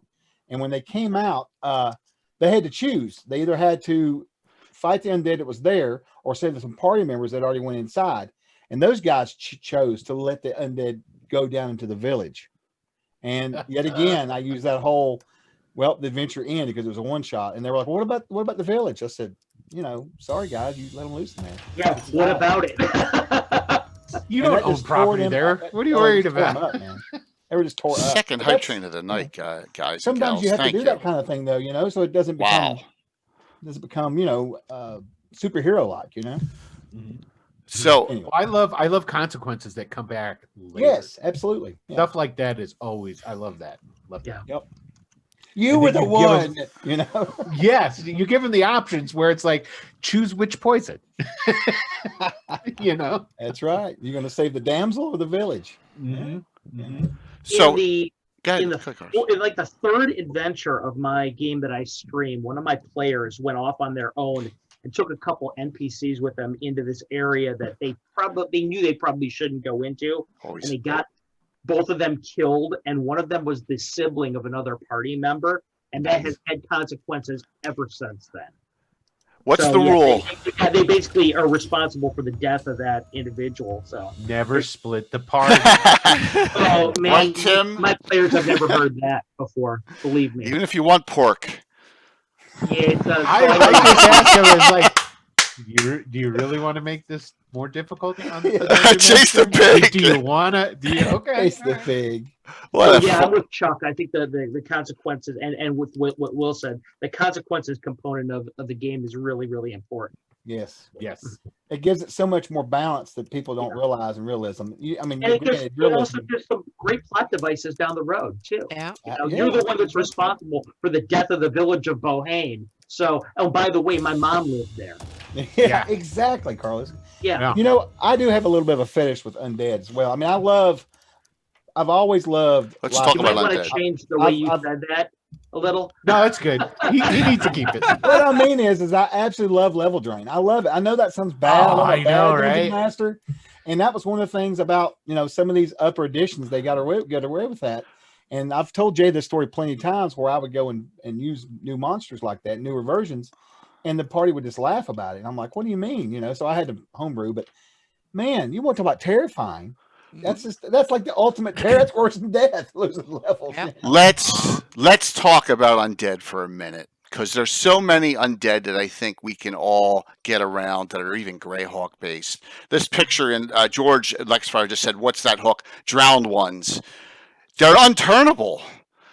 Because they're a special case from the roll, very, very nasty.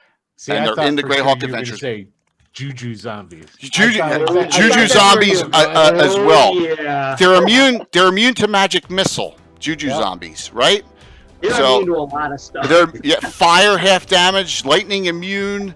They attack a 6 hit die monsters. Their only drawbacks are armor class. That's it. But they, They're minor. nasty though. They Those use nasty missile weapons. They surprise. climb as fourth level thieves. Yeah, Oh. absolutely. Next one, Sword Race. Another Yes. great Greyhawk Sword Race are monster awesome. from this book, Undead, and they're self-willed too. I think they're turned as specters. Sometimes I make them unturnable. I just used them in the same adventure I used the Draca Liches in. Remember, at that base in the county of Ulick, that the adventure I just did about a month ago. So that's another good one that I'd say doesn't get used anywhere near as much as it should in Greyhawk. Right. This is one of my all-time favorites, the Revenant. Yes. Oh yeah. Okay. Yes. Love Yes. Love The- it. I was invited on a stream not long ago on our good friend Grog Talk, and I was on their Halloween Cool. episode, and they asked me to run a segment for them, and the monster I centered everything around was the Revenant. Nice. Mhm. Revenant, It was a group awesome. of Halorian, a group of the Fulton Inquisitors that accidentally persecuted this innocent witch, and she came back as a revenant to kill them all. All right, a couple others. Yeah, I mean, and this is a self-willed. I have a little Easter egg. There will be a Revenant in my campaign coming up, and you probably all know who it is or who it was. He got I decapitated. know. Yes, with what happened during that. No, wait a minute, Jay. Hold on a second. He would have to be dead to be a revenant, and I don't Yeah. believe that he died. So there you go. He got That's- decapitated, and they put his head on a That's- pike that's in side divers. Point. Somebody put or something. You That's just a stick minor it together. Minor. Sons of Kias. Yeah. cute. Another We'll one, have you- Fiend yeah. Folio as well. Not only are they're jumping the worms on your body, Yeah, and then they're fantastic. Yeah. turning you into one. Another really nasty one that I think is underutilized. All right, I got these two are from an article, Dragon's Bestiary: The Other Mummies by Richard Pengilly and Brian Walton, August 1997, Dragon 238. All right. These two I love using. The first one's called a bog mummy. All right. Now, they're skin is leathery tan. They have a lot more immunities than mummies, especially to fire. I'll tell a quick story. I had a bog mummy as an antithesis, and I forgot one of my characters in who she normally fights with a falchion, flame tongue, had a Mace of Disruption. She went up and hit it, and it was gone. I was like, oh shit. wow. Yeah. What issue of Dragon? Dragon 238. Okay, bog Trivia mummy. question Thank you. for you, Jay. Yep. What Greyhawk module does a bog mummy show up in canon? Oh, really? A Greyhawk module? Horror in the holes. Wrong. That's a good. That will be canon soon. No. That will be canon soon. Trister? Fright at Trister? No. No, I'm thinking you old school, correct? Nope. Oh my gosh. Second edition. And you should know this. Second edition. Go, Will. I have no clue.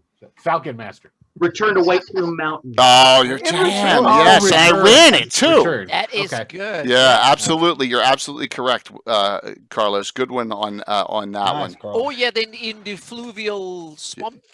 Yep, Yeah, exactly. yeah, great Yeah, one. yeah. Thank you for reminding me on that. I love that. I Yeah, love. exactly you for reminding me because my campaign is in that area. So that's kind of Yeah, That's- Ingizard's awesome. I like that. And the last one, and this one, they found a lot of these recently, ice mummies, where you find something encased in ice. It's been there for hundreds of years, and so that's in that same article. Another Oh, that's good kind one. of cool. Another good Yeah, one to that's bring cool. I up like that. as well. So, yeah. So I'll tell you one that True. it's kind of people don't use it much, but I'm telling you, just when they first encounter it, they think they've run into something god awful, which it is kind of god awful for what the one little thing it does do, and that's a crypt thing. You know, that's a good no one one too. says they're scared of crypt things, but you want to talk about messing things up. yeah, they're awesome. The Man. teleportability and the invisibility, Yeah, they're paralyzation. they just No, All write right, them. Chuck. I know Jay knows this one, but where's the canon crypt thing at? What module is a canon crypt thing in Greyhawk? You know, I do Jay, not know. you gotta know I this. think one. it's You way gotta up know. north in one of these crypts way up in the Barrens, if Nope. I remember You'd correctly. be surprised. Nope. It's in the UK, isn't it? Nope. Hell, Return you to the 8, man. In Oh, the bottom of man, Tempter's Camp. oh my gosh. One of my favorite You're modules. Man, you're getting me on. You're absolutely correct too. I know there's a Beeblewith in there too. No, and a Yeah, retriever. Beeblewith. There's a I retriever don't in remember Return of that the crypt Eight. thing, See, I man. remember that. Oh, I'm going to get that module out and look at it. Oh yeah. Yeah, he's right. my monster trivia is on point tonight. No, it's good. What do you want? You're on Also, top there are of it. also slow shadows in there too. Yes, there are. I Yeah. love Slow Shadow. Yeah, very good. My very good. favorite undead is still it's skeleton warriors. Oh my gosh, they're Yeah. awesome too. Absolutely. I love those guys a lot. They're And terrifying with that sword, man. I blame the Oh. cartoon. That's the whole reason I got And into then you it. put some bone steel on them or something, so they become like almost indestructible, and they're Mhm. damn difficult to get rid of. Yeah. Okay, Well, well, intelligent undead is always awesome. Always. Yeah. Yeah. I'm gonna have to promo something. Shameless plug right here. Go for it. We just released our newest module today, which is to the City of the Elder Gods, and it actually has a skeleton warrior in it. Awesome. Hell yeah. If you like it does. skeleton warriors, have Yeah. that one. What number is that? C16 is that said? That is correct. C16. Okay. Now, Carlos, was you able to use the monster name okay and everything in that one? You are able to use monster name.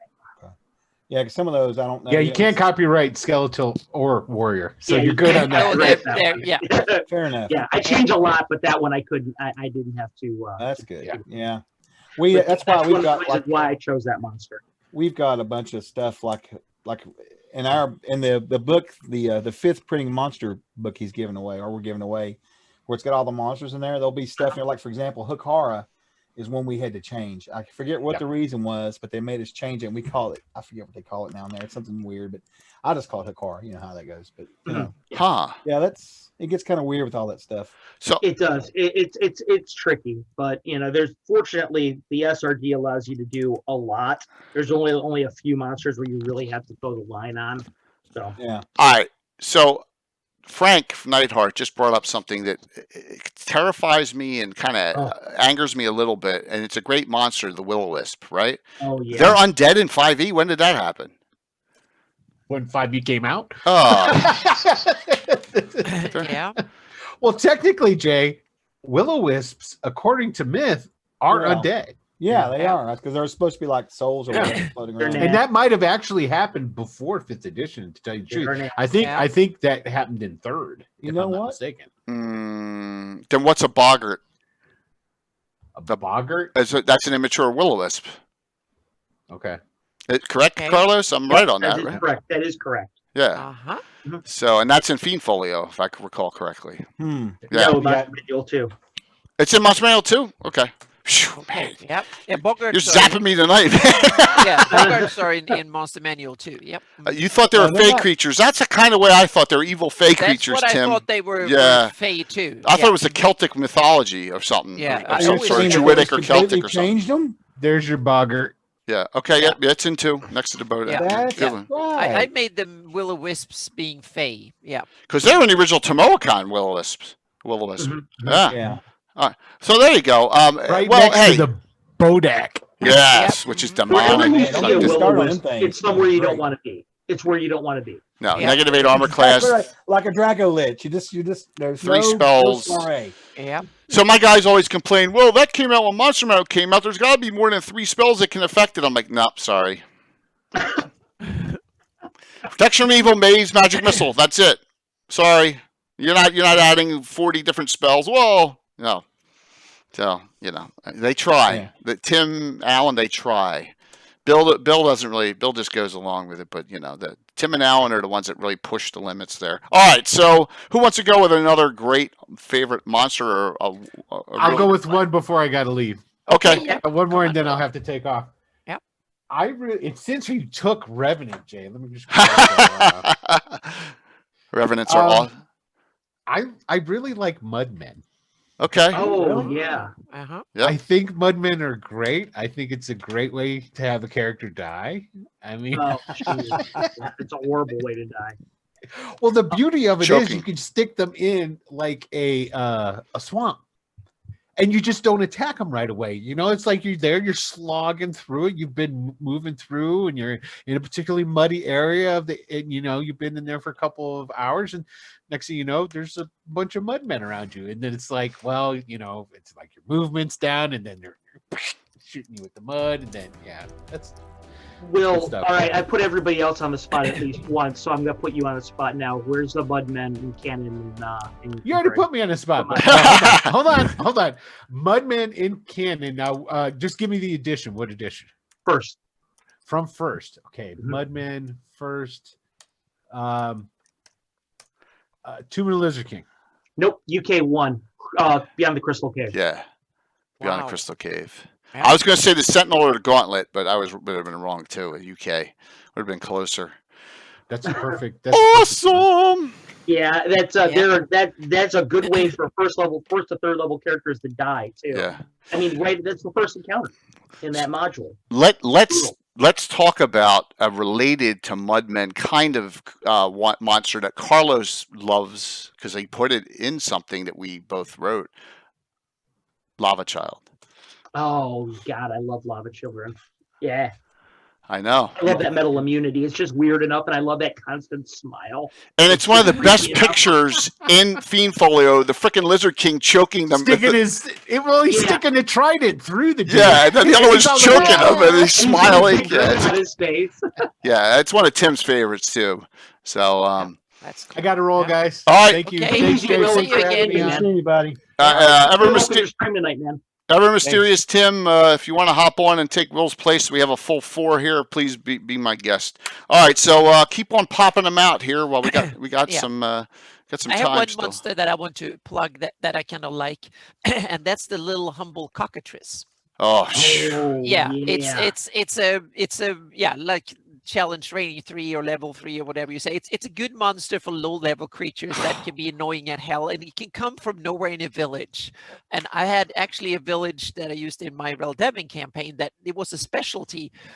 They made deep fried cockatrice. That was their main cool dish, so to speak. So they brewed them back in a special thing, and one of them got loose, and the village went looking for them, and hey, Jim. and people are, oh, the chickens running everywhere, and then the characters came and then it bit one of them, and they got slowed, and because that's in Pathfinder, you don't get instantly petrified, you get slowed on the first, and then you get like really to a standstill, then petrified. So if you miss your save, and then when they got out there, then it fled back, and the characters followed it, and when he was sitting outside, they were trying to get him in the cage, and they got him in the cage, and the problem was that then when they opened the door, the other one flew out, so there were like 5 of them, and and so it was a fun kind of village adventure that were doing it. So the village weren't that, so that was the speciality. They actually bred them to to create yummy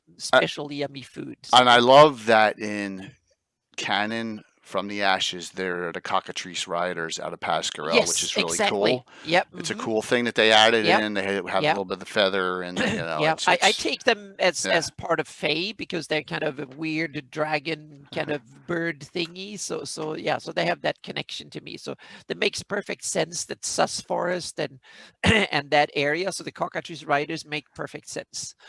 So yeah. And when you talk about that, that reminds me of like the Chimera.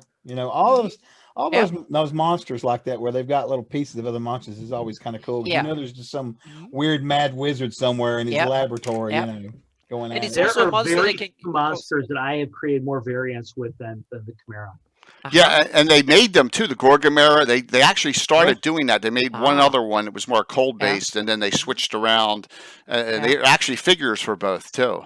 So it definitely is. Yeah. Yeah, they made D&D miniatures in those early 2000s. They made. Yeah. In a So. module that I may or may not have just finished working on last week, that will be published in January, you will see a Chimera that is native to Hepmona land, or you may not.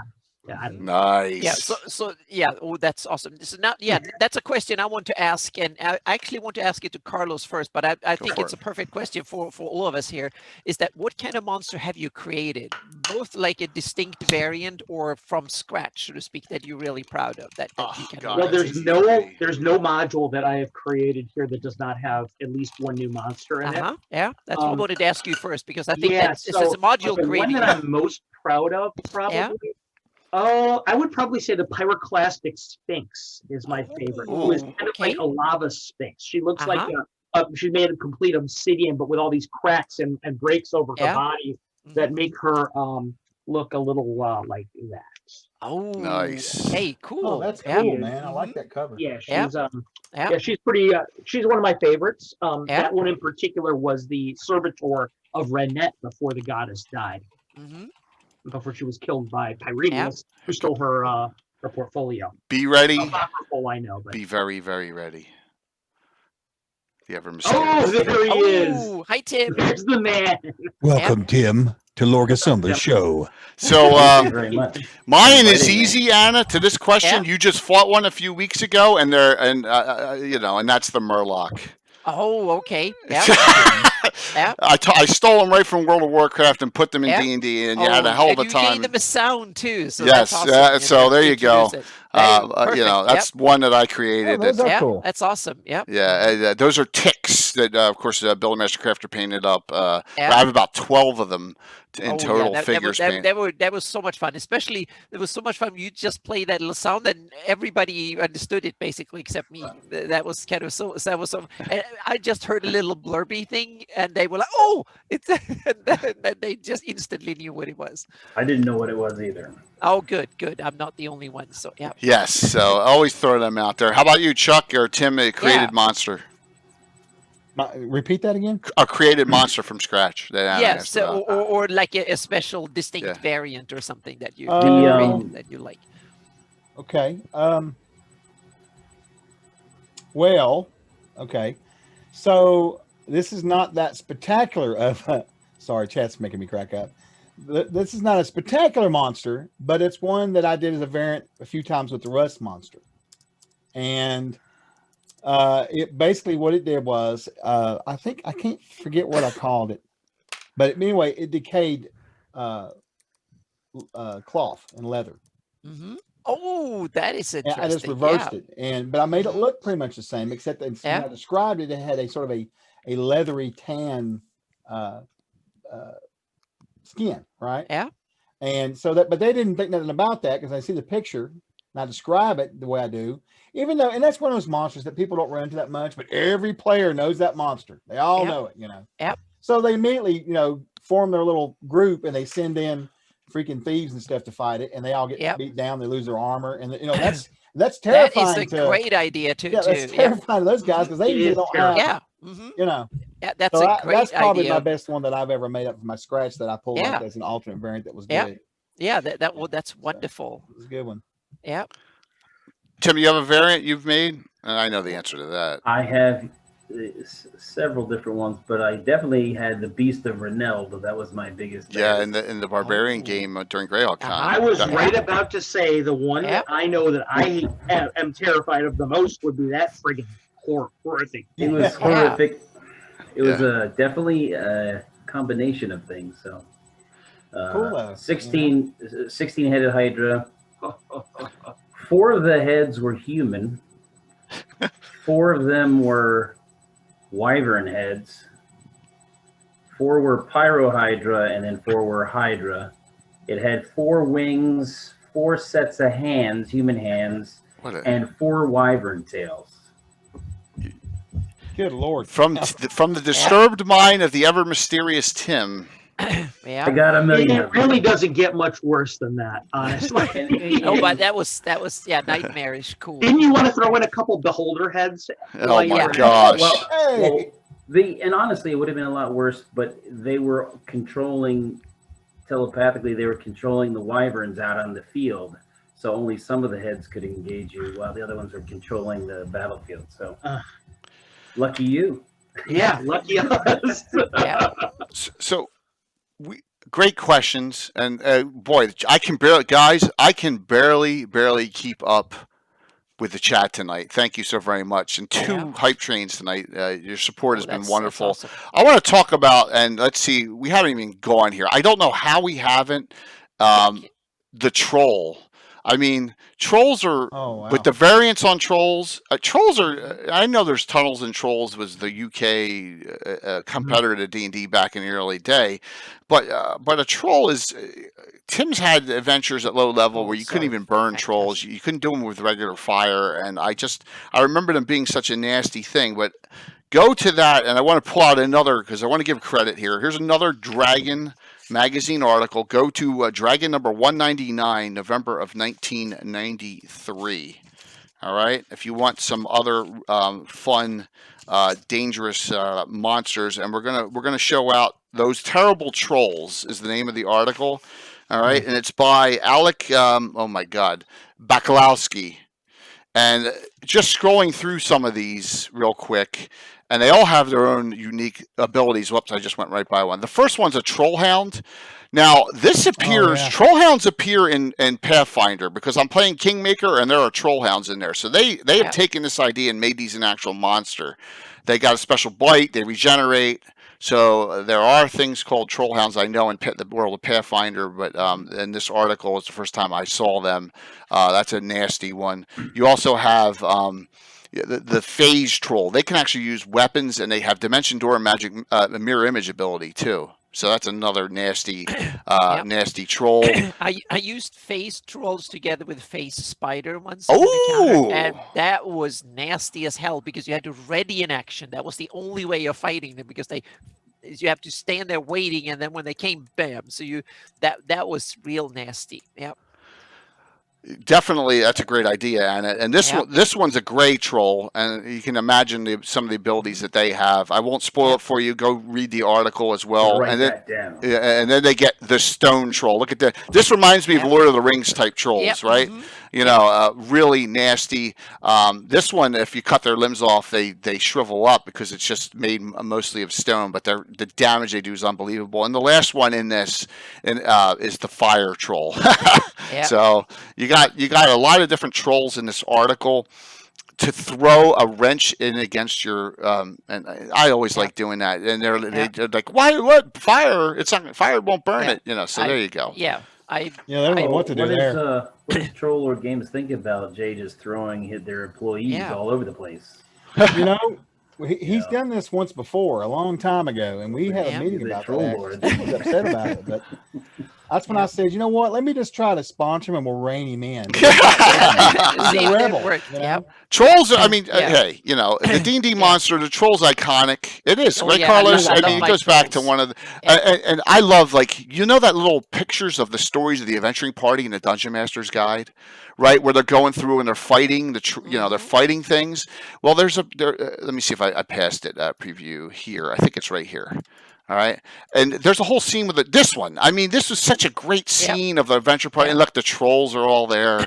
You know, it's just a cool scenery in that one. Yeah. So I threw in some real nasty trolls in campaign against IUs, the abyssal trolls.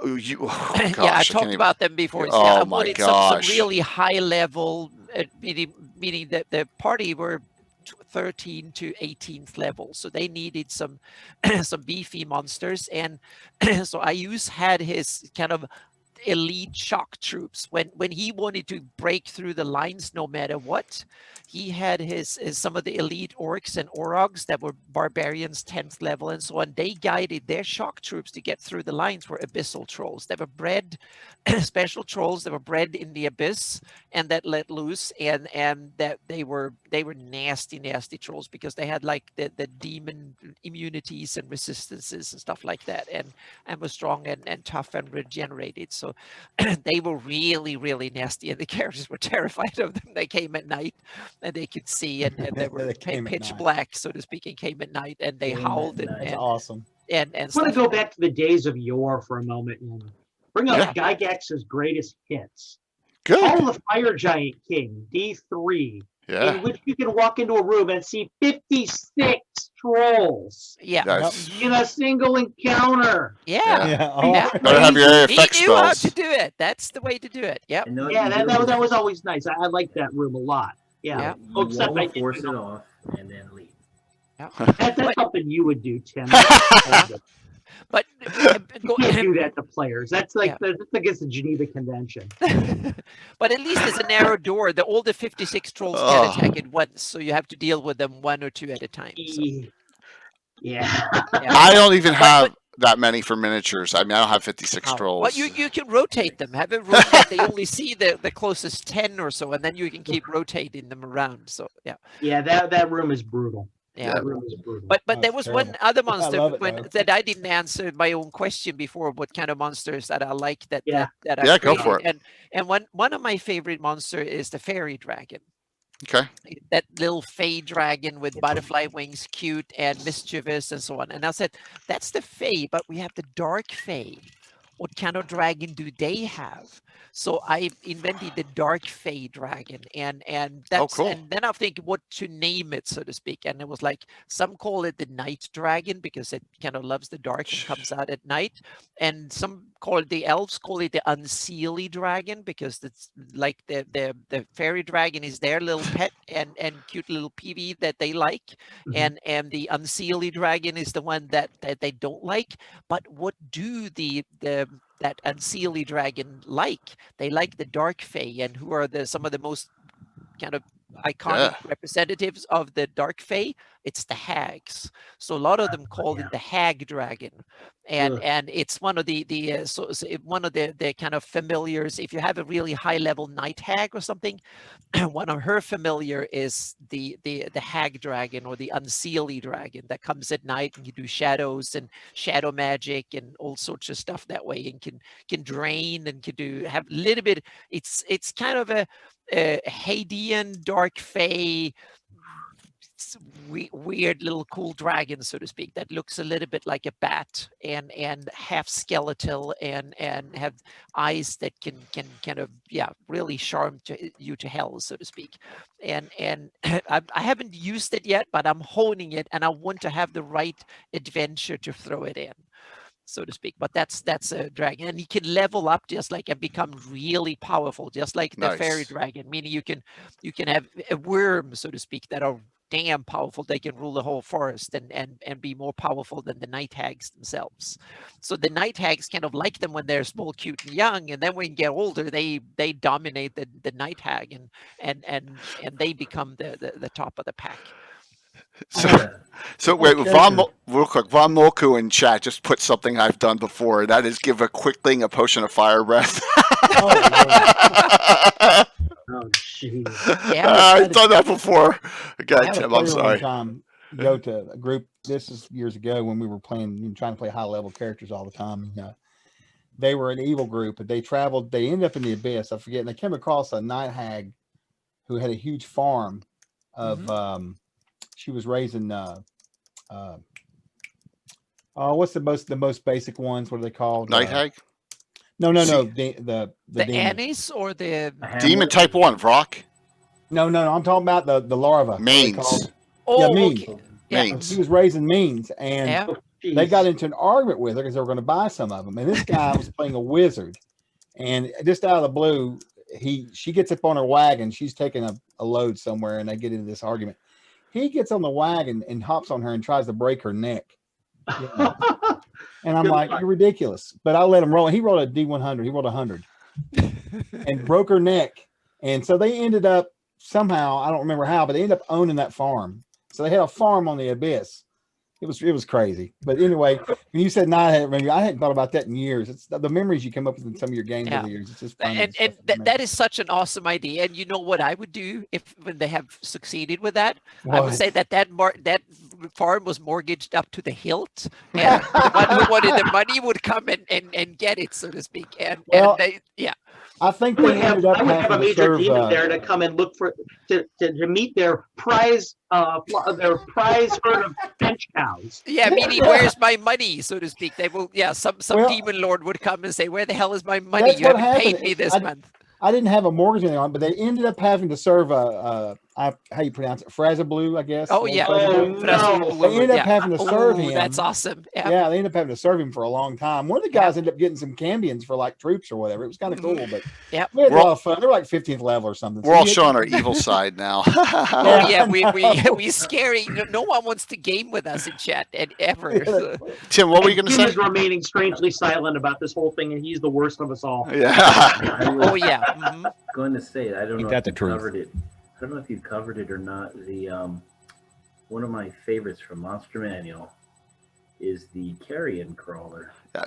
Oh, Mentioned yes, it in that's a good one. comparison to the gelatinous cube. Yeah, you love it so much. You had your character fence to create a wand of carrion crawl that does the Yes. ability. Really? Yeah, That's cool. yeah, I allowed it too. So My first character ever died to a carrion crawler. Yeah. I like to use them like in a difficult dungeon where there's like sinkholes, and so there's a lot of three-dimensional movement. So they're hanging on ropes and climbing in a sinkhole. Well, carrion crawler just walk up the wall, and so That's awesome. they're in big trouble. So it puts them in a huge disadvantage. plus 8 huge attacks. problem. 8 attacks. It's awesome. And then the other of glee. the other monster I really like is the Ogre Magi. Yes. Somebody mentioned him. Yes. mentioned it No. in chat, but Ogre Magi is one of my favorites. And actually, in the City State game, you guys actually met one already and didn't even know it. So I know. And you're scared. Always scaring me. Like I said, that we haven't played since that night where you scared me shitless. So, so much. If you anyone watch that, and you want to go back and see the last time Tim DM'd the City State, my character Kixano had a panic attack right in the middle of the freaking. Give me the link. If anyone can find it on YouTube, please look for it. All right, for me and link it in. Old and new DMs alike here at Goats or Goat. So, all right, they're great ones.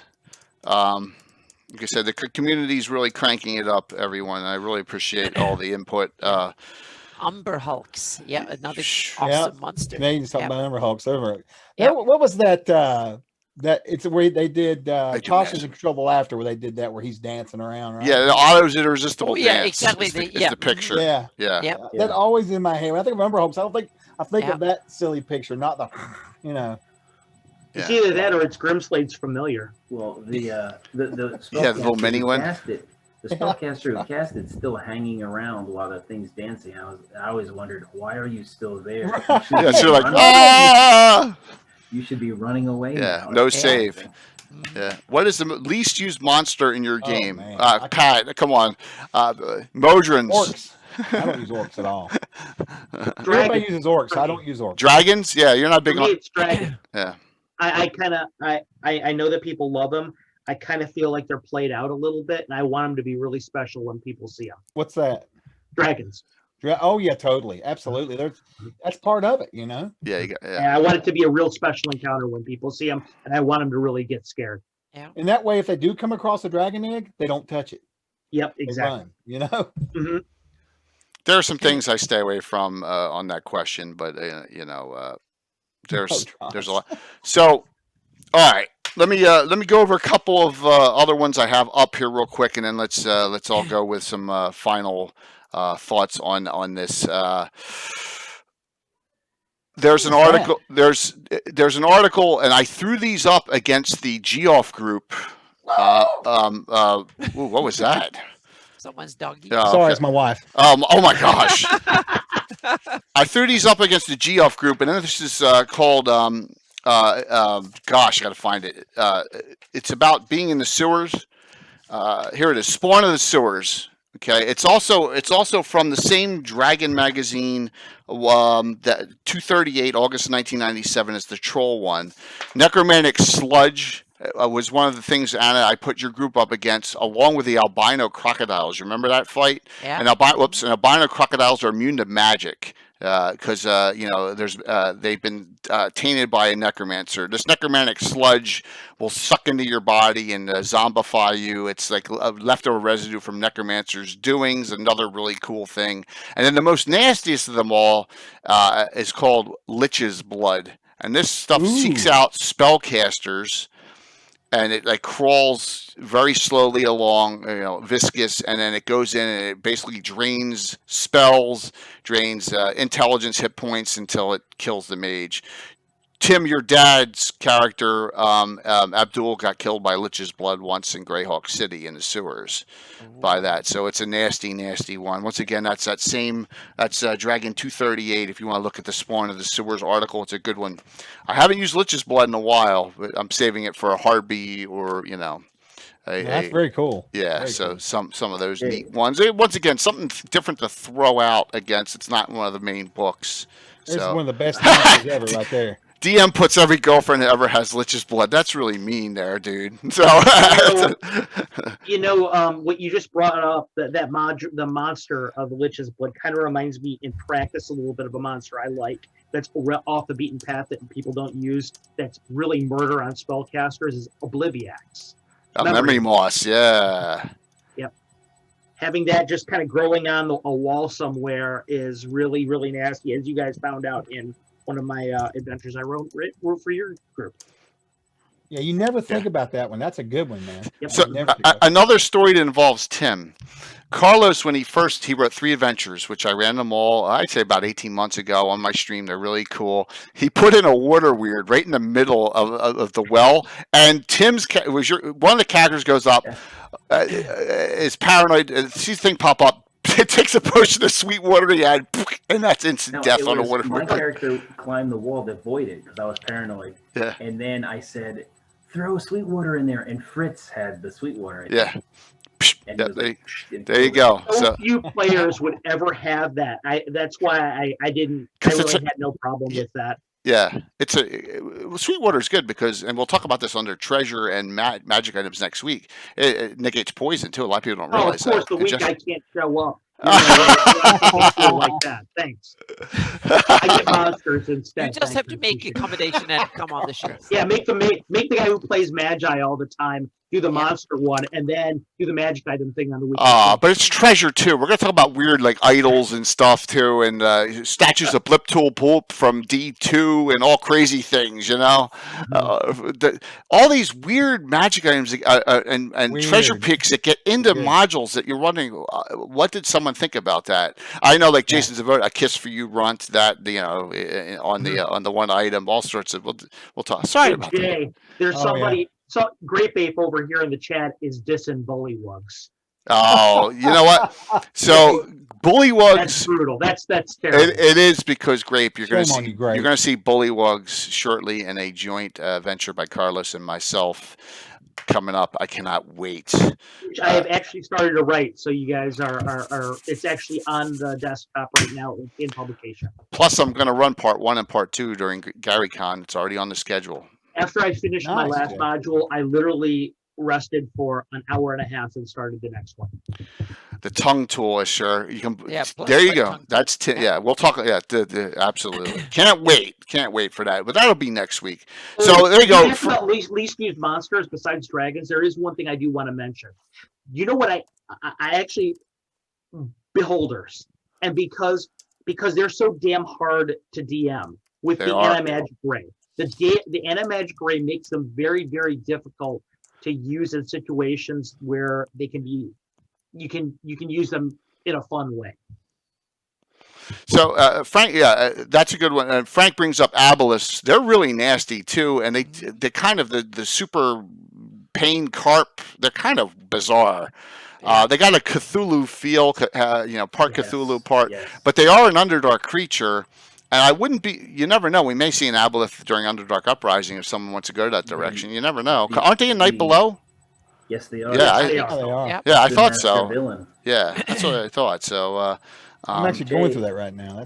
That's Jay, I've never- it's been years. I emailed you a picture of your face when I scared you in the one adventure. So I didn't know if you were. I don't want to crash anything. We're almost close to the end tonight here. So, Jay and his stream crashing always happens, and we're not going to end up doing that this evening. So, my face was shocked in that one, definitely. Anything you ever needed to know about Tim as a DM is related in the There you fact go. that as that right there at the tip of his fingers. There, That's awesome. Look Yeah. at that. Yeah. yeah, I was that night, and I was 50 pounds heavier then too. So Yep. that's a good. That's one positive I can take from that night. You So. scared 50 pounds off of him, Tim. Yeah, exactly. Yep. It was more Look, and Bill's starting Undead Vampiric Aboleth. There you go. Keep that going. Yeah. Yeah. So. Oh, that's a nice one. Like that, Bill. Oh, Yeah, no. the Vampire. That's good. Yeah, that's a Yeah, ball I didn't bust. mention it, but I love vampires too. That's another great one because they can be Oh yeah. so cool, man. If you start using like just the whole idea of their lair and the nim, it just goes crazy.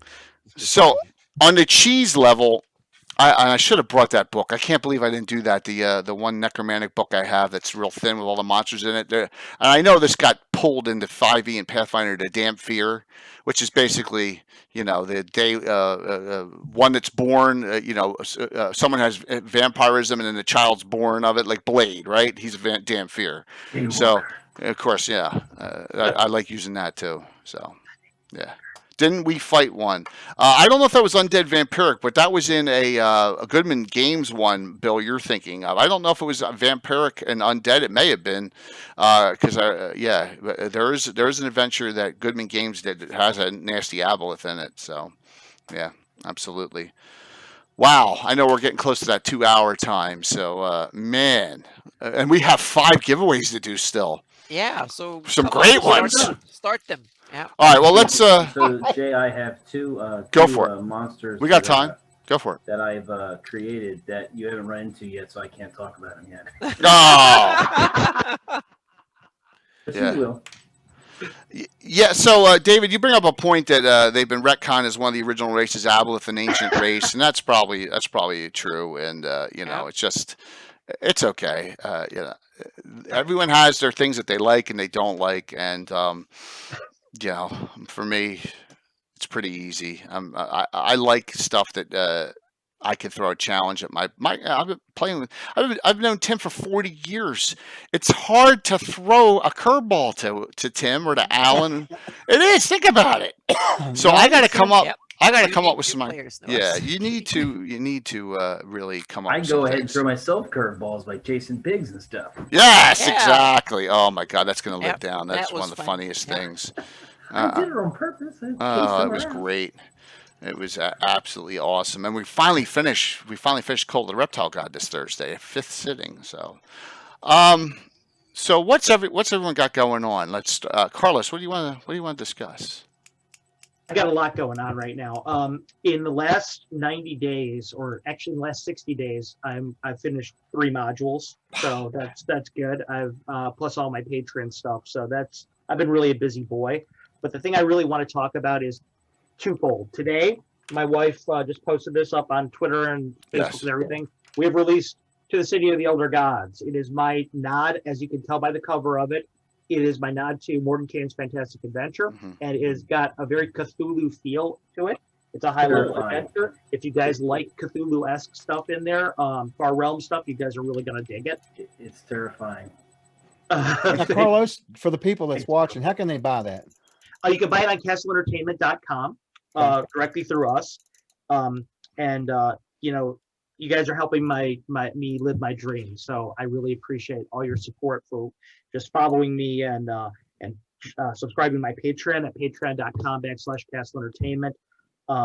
Tim is a patron on that, and he's very active in the chat on that. So if you guys like hearing him Awesome. talk about our stuff, thanks so much. And thanks, Tim. And by the way, Tim, thank you so much for your comment about the Oriental Adventures one that we had last month. That made my day hearing you say that. Awesome.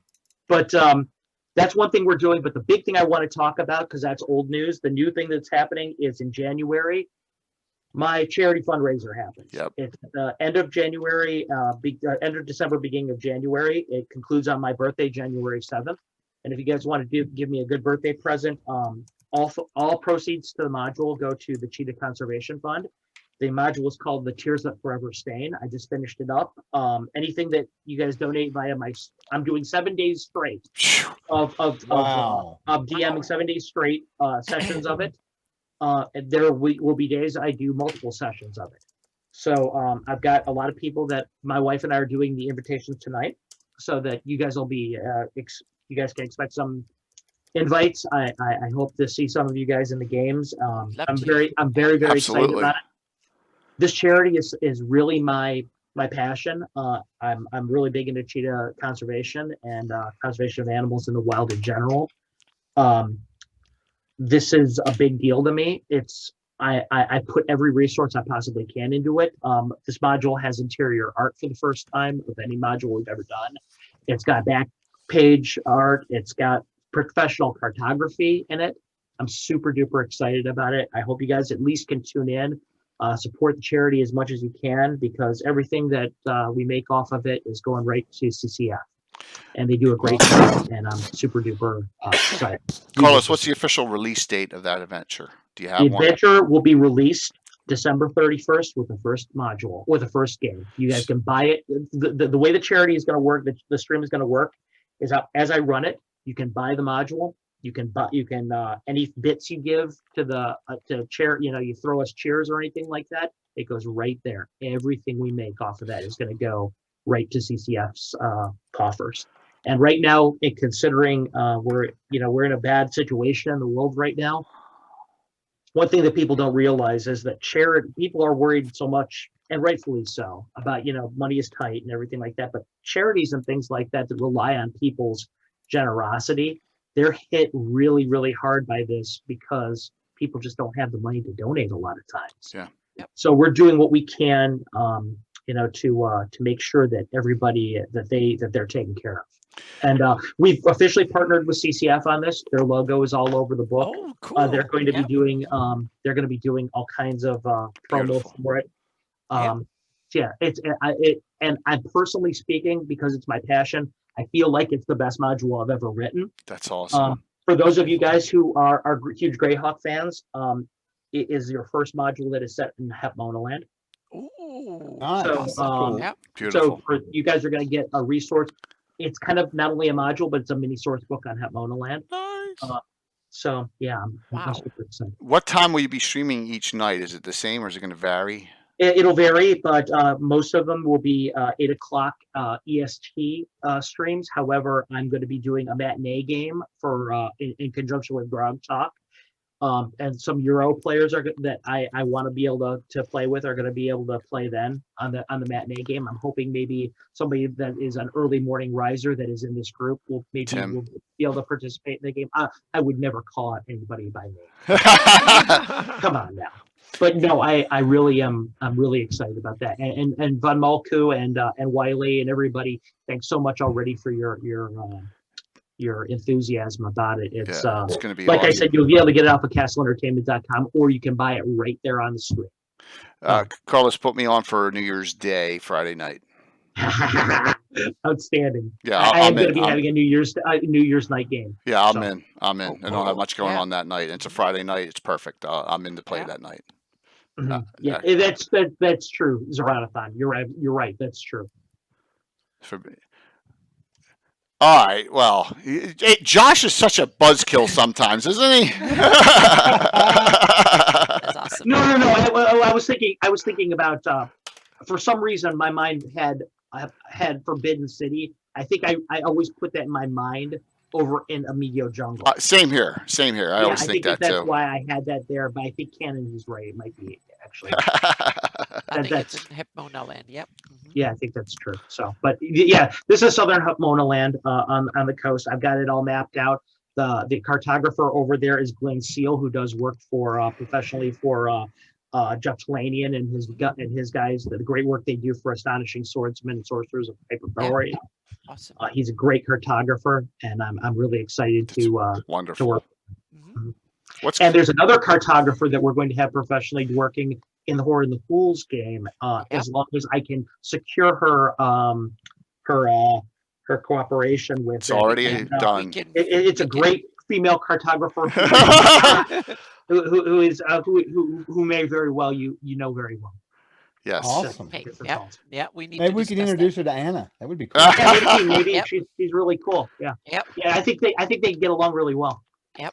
I am so looking forward to being published in my first module with Yeah. jointly with Cargos that we ran at Gen That would Con be in fun. Yeah. 2019. It's it's cannot wait for that. I'm very excited about it too. In fact, the first thing I wrote was the foreword for it, which is this book is unusual because I never write forewords for what I do, but I felt like this one needed one, and I talk about your campaign, and I talk about the stuff that you do and your players and the storied history behind the Order of Ulick. Well, thank you. You've got a lot of there's a lot to celebrate with what you do, Jay, what you've done. You're a milestone and you're a tentpole campaign in our community. So I feel like it bore mention. Definitely bore mention. I really Yep. appreciate it, Carlos. But I'll say this: the community has really stepped up the last 9 months. It's been a pleasure, absolute Mhm. pleasure. And I don't know if COVID had a lot to do with it, but since Gary Con Virtual last year, the community's really taken off, right? Yep. And it's just getting better and better, and we're getting more and more participation.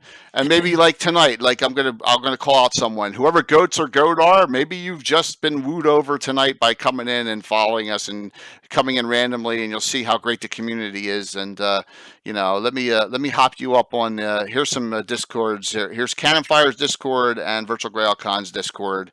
There you go, some Discords to sign up to and really get in on the chat. So Carlos, thanks for coming on, man. Yeah, I appreciate it, and fun. and thank you for letting me drop a little. So I know I kind of rambled there. No, it's good. A It was little fantastic. soliloquy there, but it's something I mean, like I said, It's there's awesome. 3 things in my life I'm passionate about, and that's one of them is gaming, the other is hockey, and the other is community conservation. Yeah, we gotta wait till April for hockey, man. Very central Yeah. to who I am. It's brutal. It's so brutal that you gotta wait Yeah. almost 6 more months.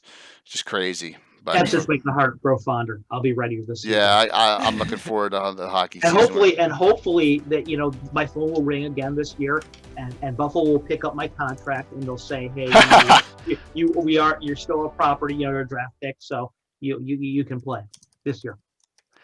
I'm certainly better than their current third line option. Oh my gosh. Ah, Yeah, they've That's gone. fantastic. They've something's going on there.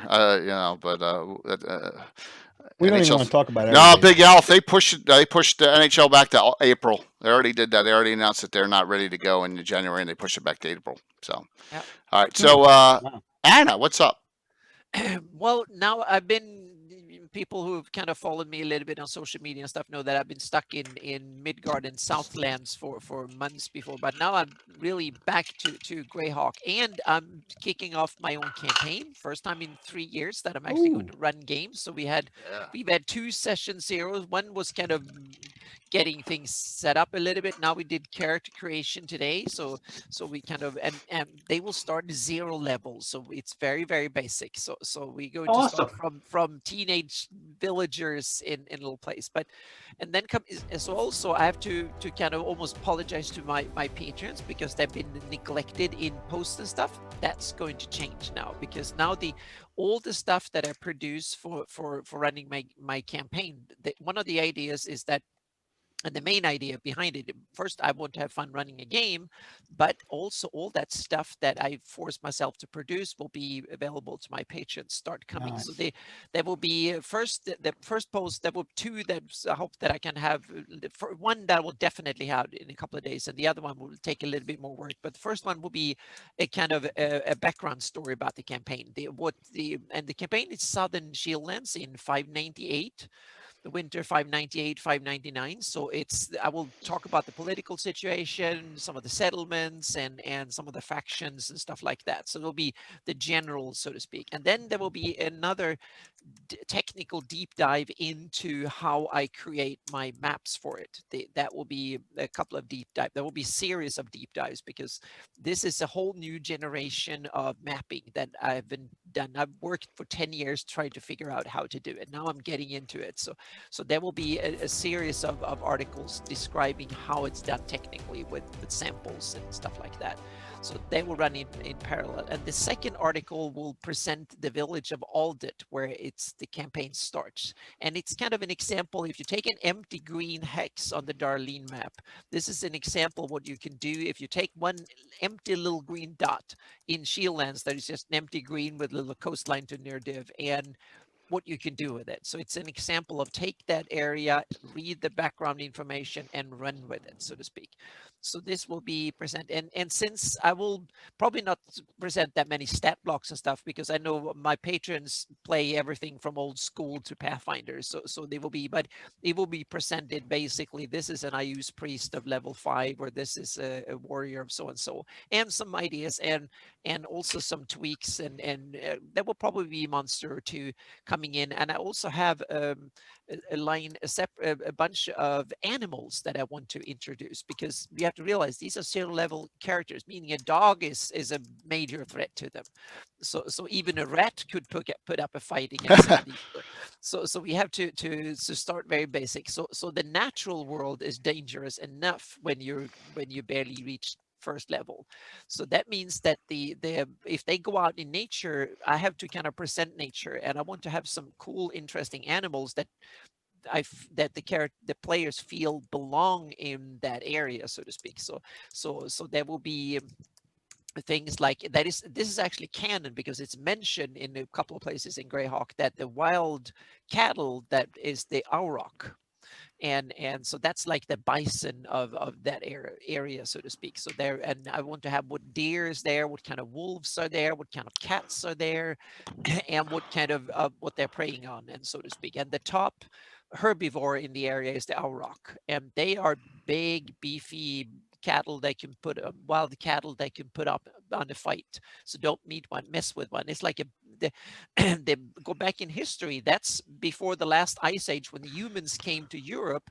The auroch was the biggest herbivore that was in Europe, bigger than a bison, had big horns and stuff like that, weighed a ton.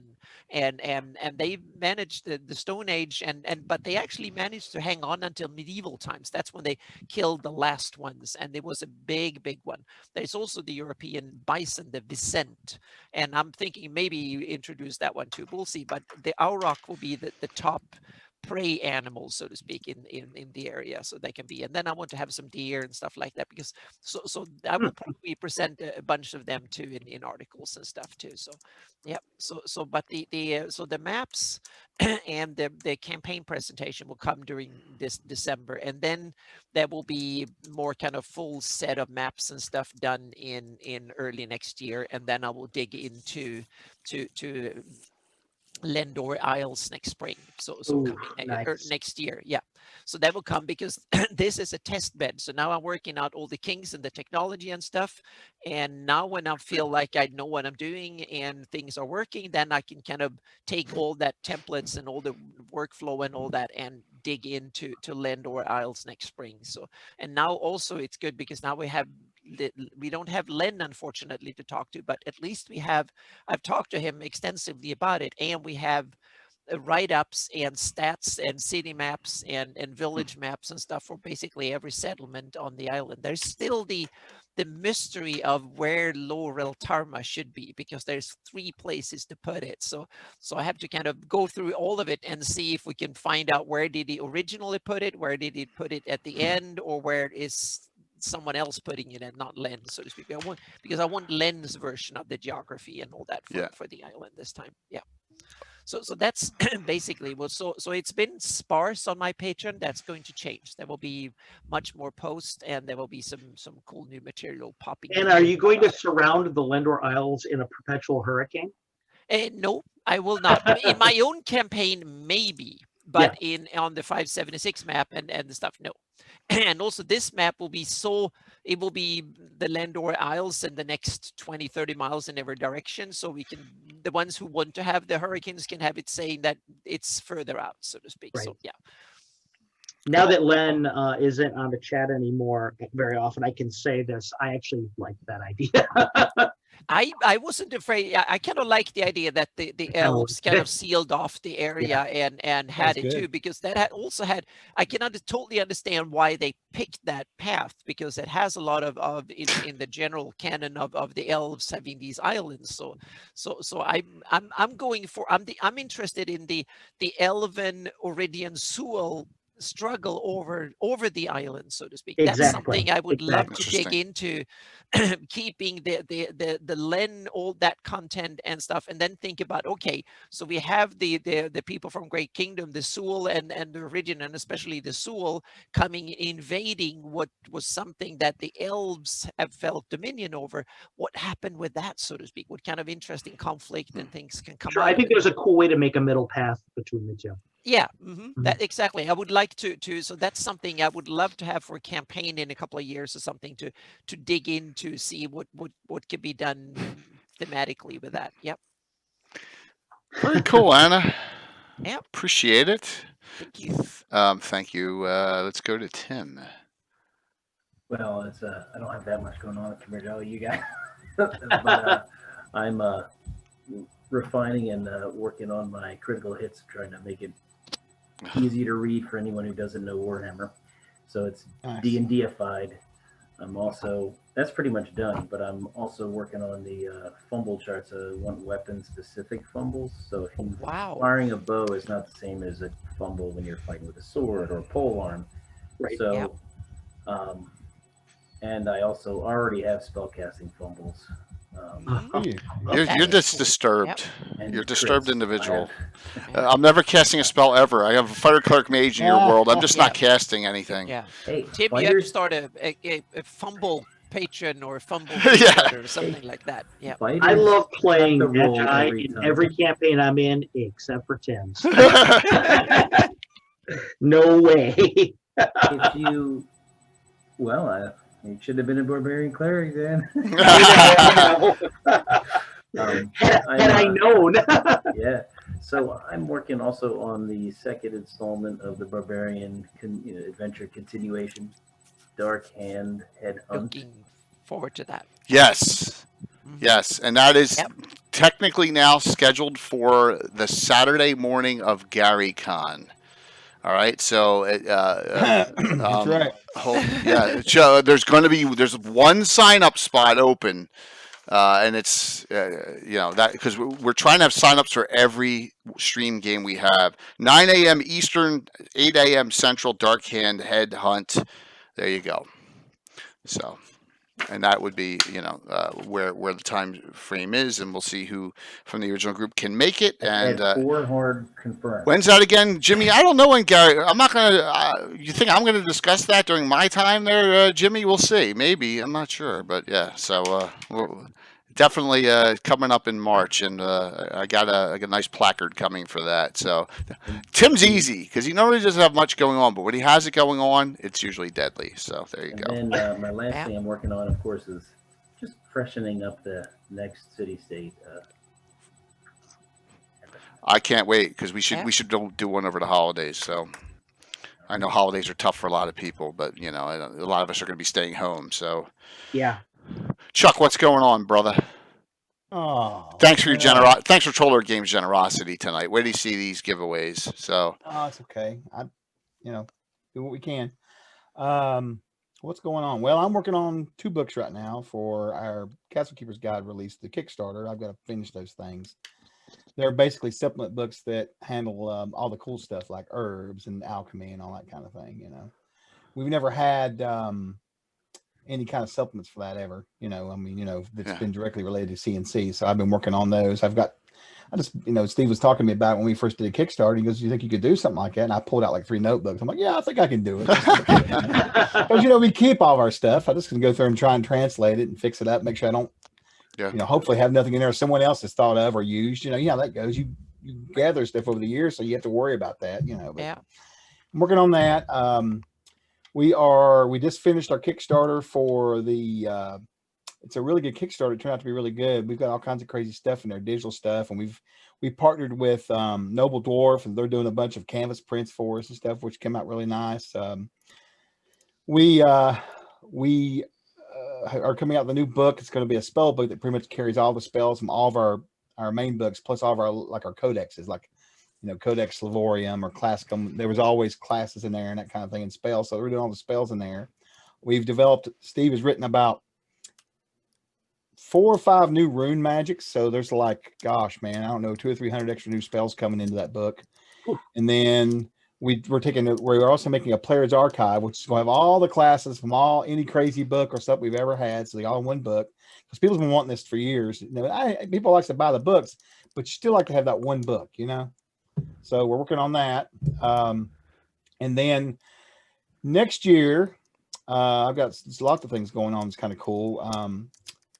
John with Blue Box is going to be running a stream for us. We're going to sponsor him, and he's going to start it in January, I think. And he's going to be running stuff in the World of Aird and our stuff directly. I am going to be running a stream in 2021 based in Greyhawk. And Yay! That is so cool. Oh, well, I was going to ask Carlos if he could hook me up with that girl he knows who could do some maps for us. Because, yeah, I want to do a real heavy Greyhawk kind of thing. I'm dying to do it. I can't wait. But I got to plan it out, because this is going to be, I'm not sure how the campaign's going to run, if it's going to be just regular players, or I want to let people come in and out. I haven't decided, because I've got some people that suggested that. So I got to figure that out, you know. And I'm also. I just relayed your message. Okay, thank you so much, Carlos. And I'm not sure yet if I'm going to do a VTT with it or not. I may just do Theater of the Mind. That's what I like to do, Theater of the Mind. After spending VTTs for 10 years, I've kind of went back. But still, they have some use. Don't get me wrong. I'm not getting into all that stuff, but I love them for like my regular game. We use them for, you know, for visuals and stuff. But anyway, so I've got that going on, and then we're going to be coming out with a new book next year that's going to be basically a Codex of the Plains. I'm real excited about that, with all kinds of new spells and items and creatures and locations for the plains. It's going to be a really good one. So we're getting that getting that together right now for next year, so we can kind of kickstart that. That'll be a real exciting book. I'm looking forward to that one a lot. So we got a lot going on. My organized plays moving forward. I hope that we can have that ready for GaryCon. I'm real excited about that. The organized play is going to be great. We're going to have it set up, and when we have it set up, we're going to have it set up in the database. We're going to have Greyhawk right there, so people can just pick Greyhawk for one of their games. I can't wait to have that in there. It's going to be, you know, a little thing there. So, because everybody's expected this to be, you know, whatever, you know, our world, but it's not. You know, we and Steve are working real hard to figure out how we're going to come out. We want to. I'm not saying it's going to happen in 21, but we do want to come out with a line of adventures that are based in Greyhawk. We're just trying to figure how to do that. I wonder who's going to help them. Yeah. I don't know. Who do we have that knows how to do Someone that? that might have done this stuff before. I don't know. Yeah. Oh, without Anyway. getting Carlos is the master of this. I know. So Yeah. Well, you think I always ask questions when we're on together. Yeah. Picking that he brain. knows how to do it. So Yeah. you know, and Well, you know, so we've got a lot. 21 is going to be a really good year for us. I'm looking forward to it a lot, because we're really trying to. This whole online thing is just taking everybody crazy, you know. So we're trying to shift over to that, because we're selling a lot less books, but we're selling a lot more digital stuff. Of course, everybody is. Yeah. And that's just kind of the way it is, you know. Yeah. Anyway, that's what I got going. That's some of it anyway. So yeah. Yeah. Wonderful. so wonderful, wonderful show. I'll get through this as quickly as possible. I may add a stream next Saturday, because I don't know what's going on. Let's start here. Wednesday night, Legends of Lore. We have some Living Greyhawk triads coming in, 4 of them. The Duchy of Ernst. So we got some really great people on. Join myself, Anna, and Mike, Greyhawk Mike, for this discussion. So we'll have some Living Greyhawk individuals on. We usually have one Living Greyhawk triad set every month. This will probably be the last one for 2020. And then Casey's got some big plans for bringing in some mega guests like Eric Mona again, and Stephen Randy McFarland, and all them back in for some future discussions. So, you know, that'll be on Wednesday. So back to the slog with some really cool discussions there during that era.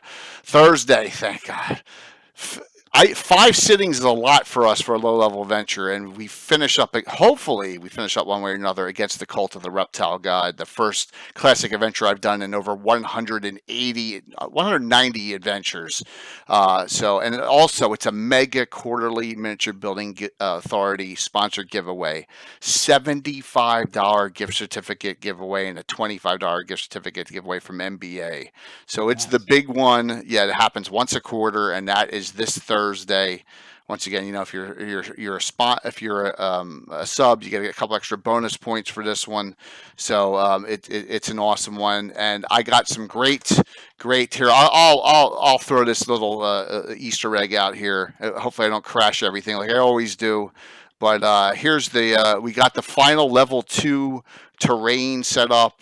I just did something, didn't I? There we go. Always Jay does something stupid, but here's the level. So there you go. There's the level 2 is ready to go. We're ready to rock and roll here. I already got that to go. So yes. I like that. Yeah. It's great, man. It looks great. Thank you. So that'll be Thursday. I may add a stream in on Saturday night this weekend coming up. We will see. But then next Sunday, treasure and magic items on our Gabbin show. And I want to get into some obscure treasure. Someone mentioned in chat intelligent weapons. That's a great discussion point. Some unique items. We're not going to go artifact here. We're going to go magic items. So we'll try and stay away from the artifacts discussion. But there's a lot of really cool basic magic items and way to spice them up. And thanks, Wiley. What's that, Tim? Are you only talking canon? I can't hear you. What's that? Are you talking only canon items? No, some custom-made magic items as well too. Absolutely, because I come up with a bunch of them as well. Yeah, definitely. But we've really spiced magic items up last couple of years. So it'll be thank you, Antipodian. It'll be a really good discussion next week. I know Anna will be on. Gary did the research for treasure when he thought treasure's the Greyhawk. I wasn't talking the module books. I was talking treasure. So Gary should be on because he's already studied for it, right? So right, Gary? Good. Yeah, you should definitely be on for that one, and that's next Sunday night show. Yeah. All right, so Underdark Uprising, February 19th and 20th. 8 streams participating now. We had 5 last year. We're up to 8. Some highlights. Stephen Chenault is going to DM himself for the Troller Games one, 4 to 8 p.m. on Friday. So no one had to go at a crazy hour. We split it into 2 days. Friday, Saturday. Okay, I got time slots open still. I got a real good one still. I think it's really good.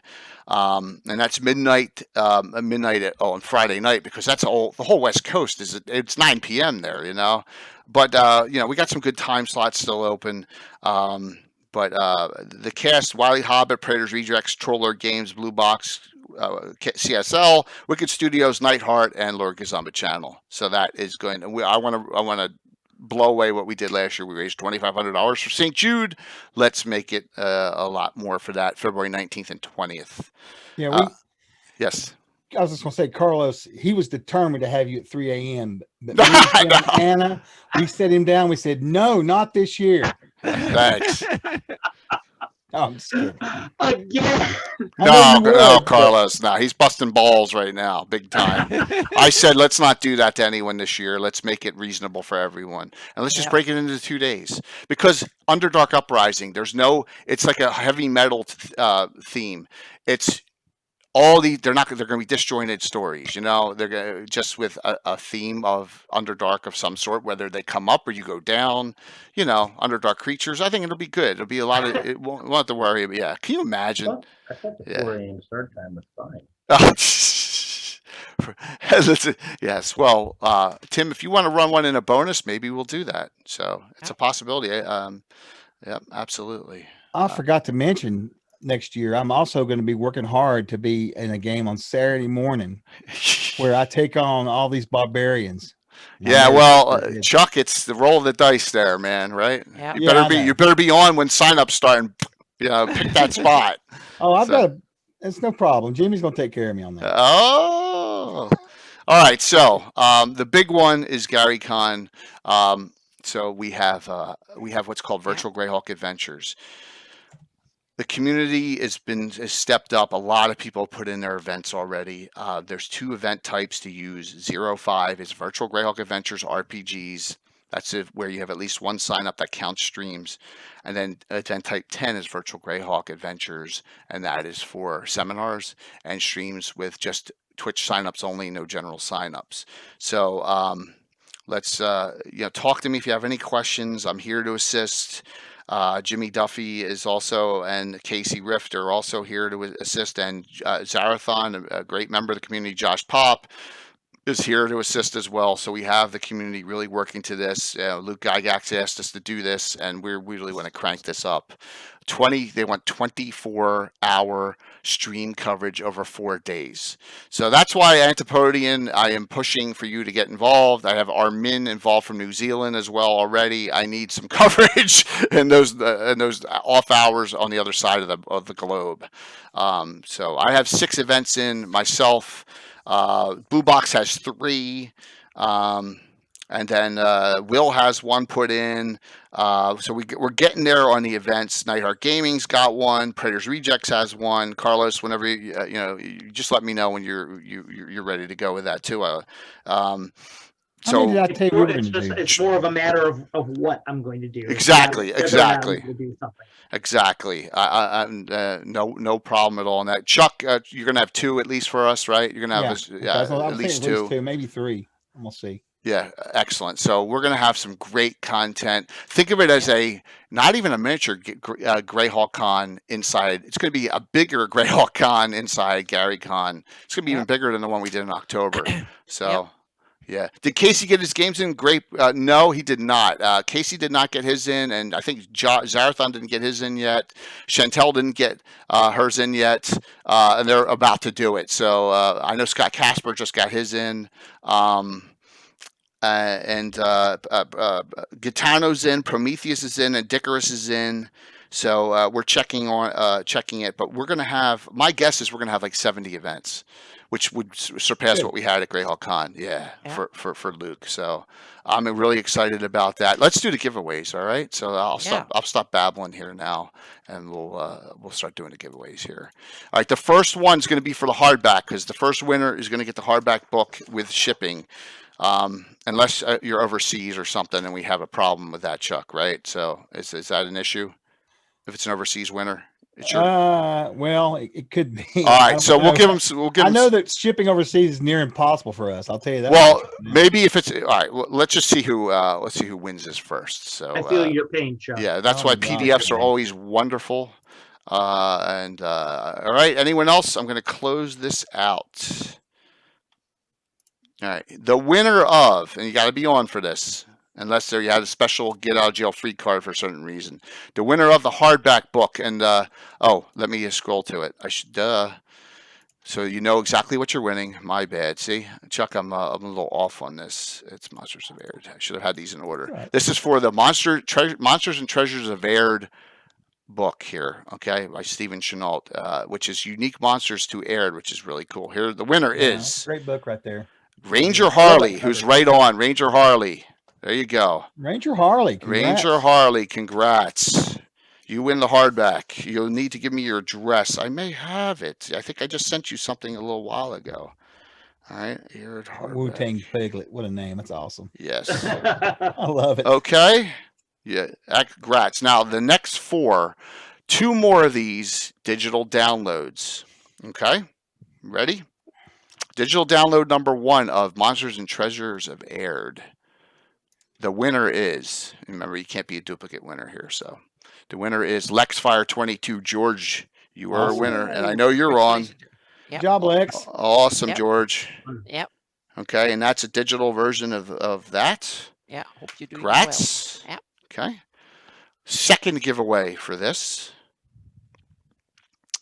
Here we go. Winner. Notorious GMD. He normally hops on and disappears. Is he on tonight?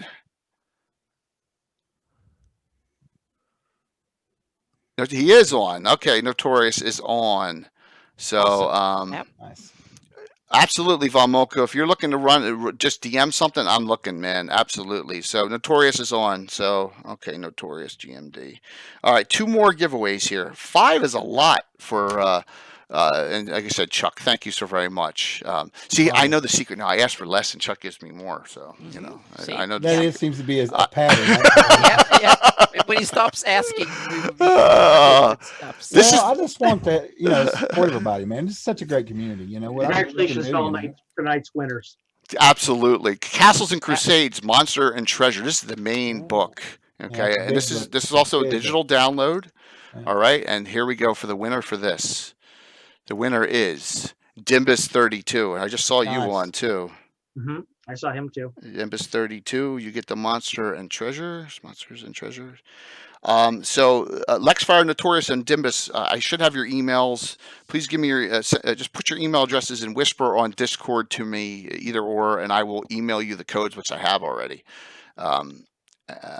And that includes Ranger. That includes you. I need your email, because you're gonna go on Troller Game Store and order this. Everyone's gonna go on the Troller Game Store, order this, and then you're going to use the code. And the last one is for this following great item: Tome of the Unclean.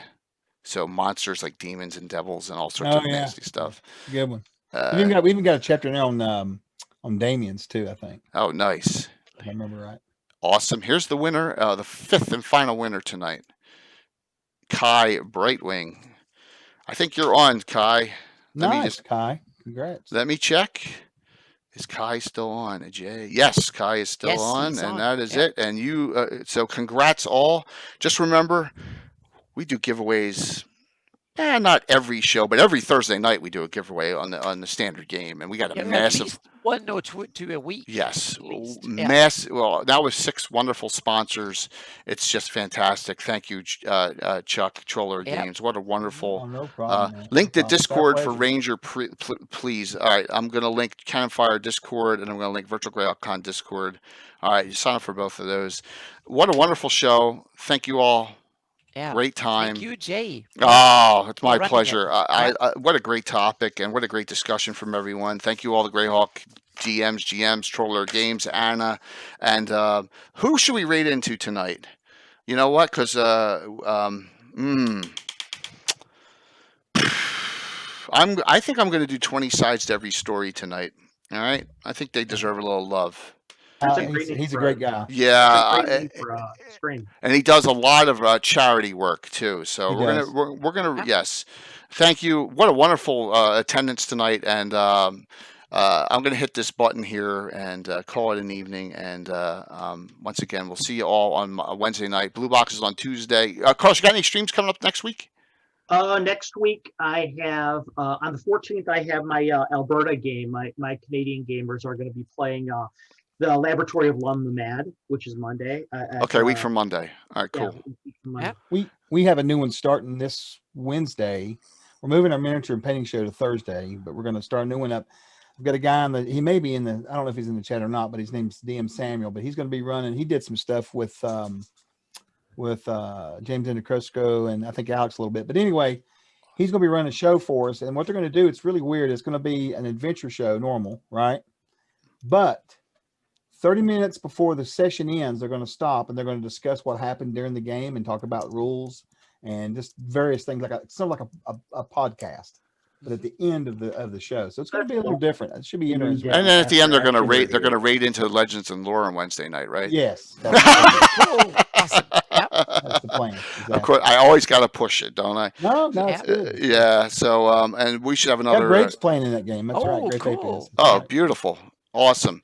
See you all, and we'll go with some cool graphics here. Look at that.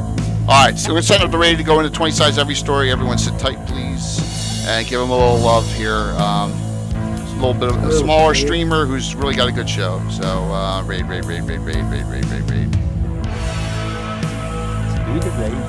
Yeah, never seen that show before. I'm excited. Yeah, he's got some good activity on there. Starting to raid up. See if we can get over 50. We'll get more than 50. Oh, man. 64, 66, 68. Wow.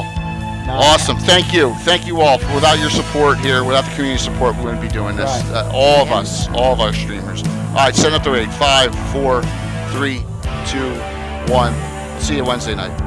See you, everyone. Thank you. Awesome. All right, let me go into there. So, Carlos, basically, I have reserved. I don't know if I've reserved that Friday night during Gary Con. I know you may not be a fan of that, but after Anna's game, when she does, her thing to raid into you again. We had a massive audience during GrailCon. But if you have another time, prime time slot, you want to. What's Friday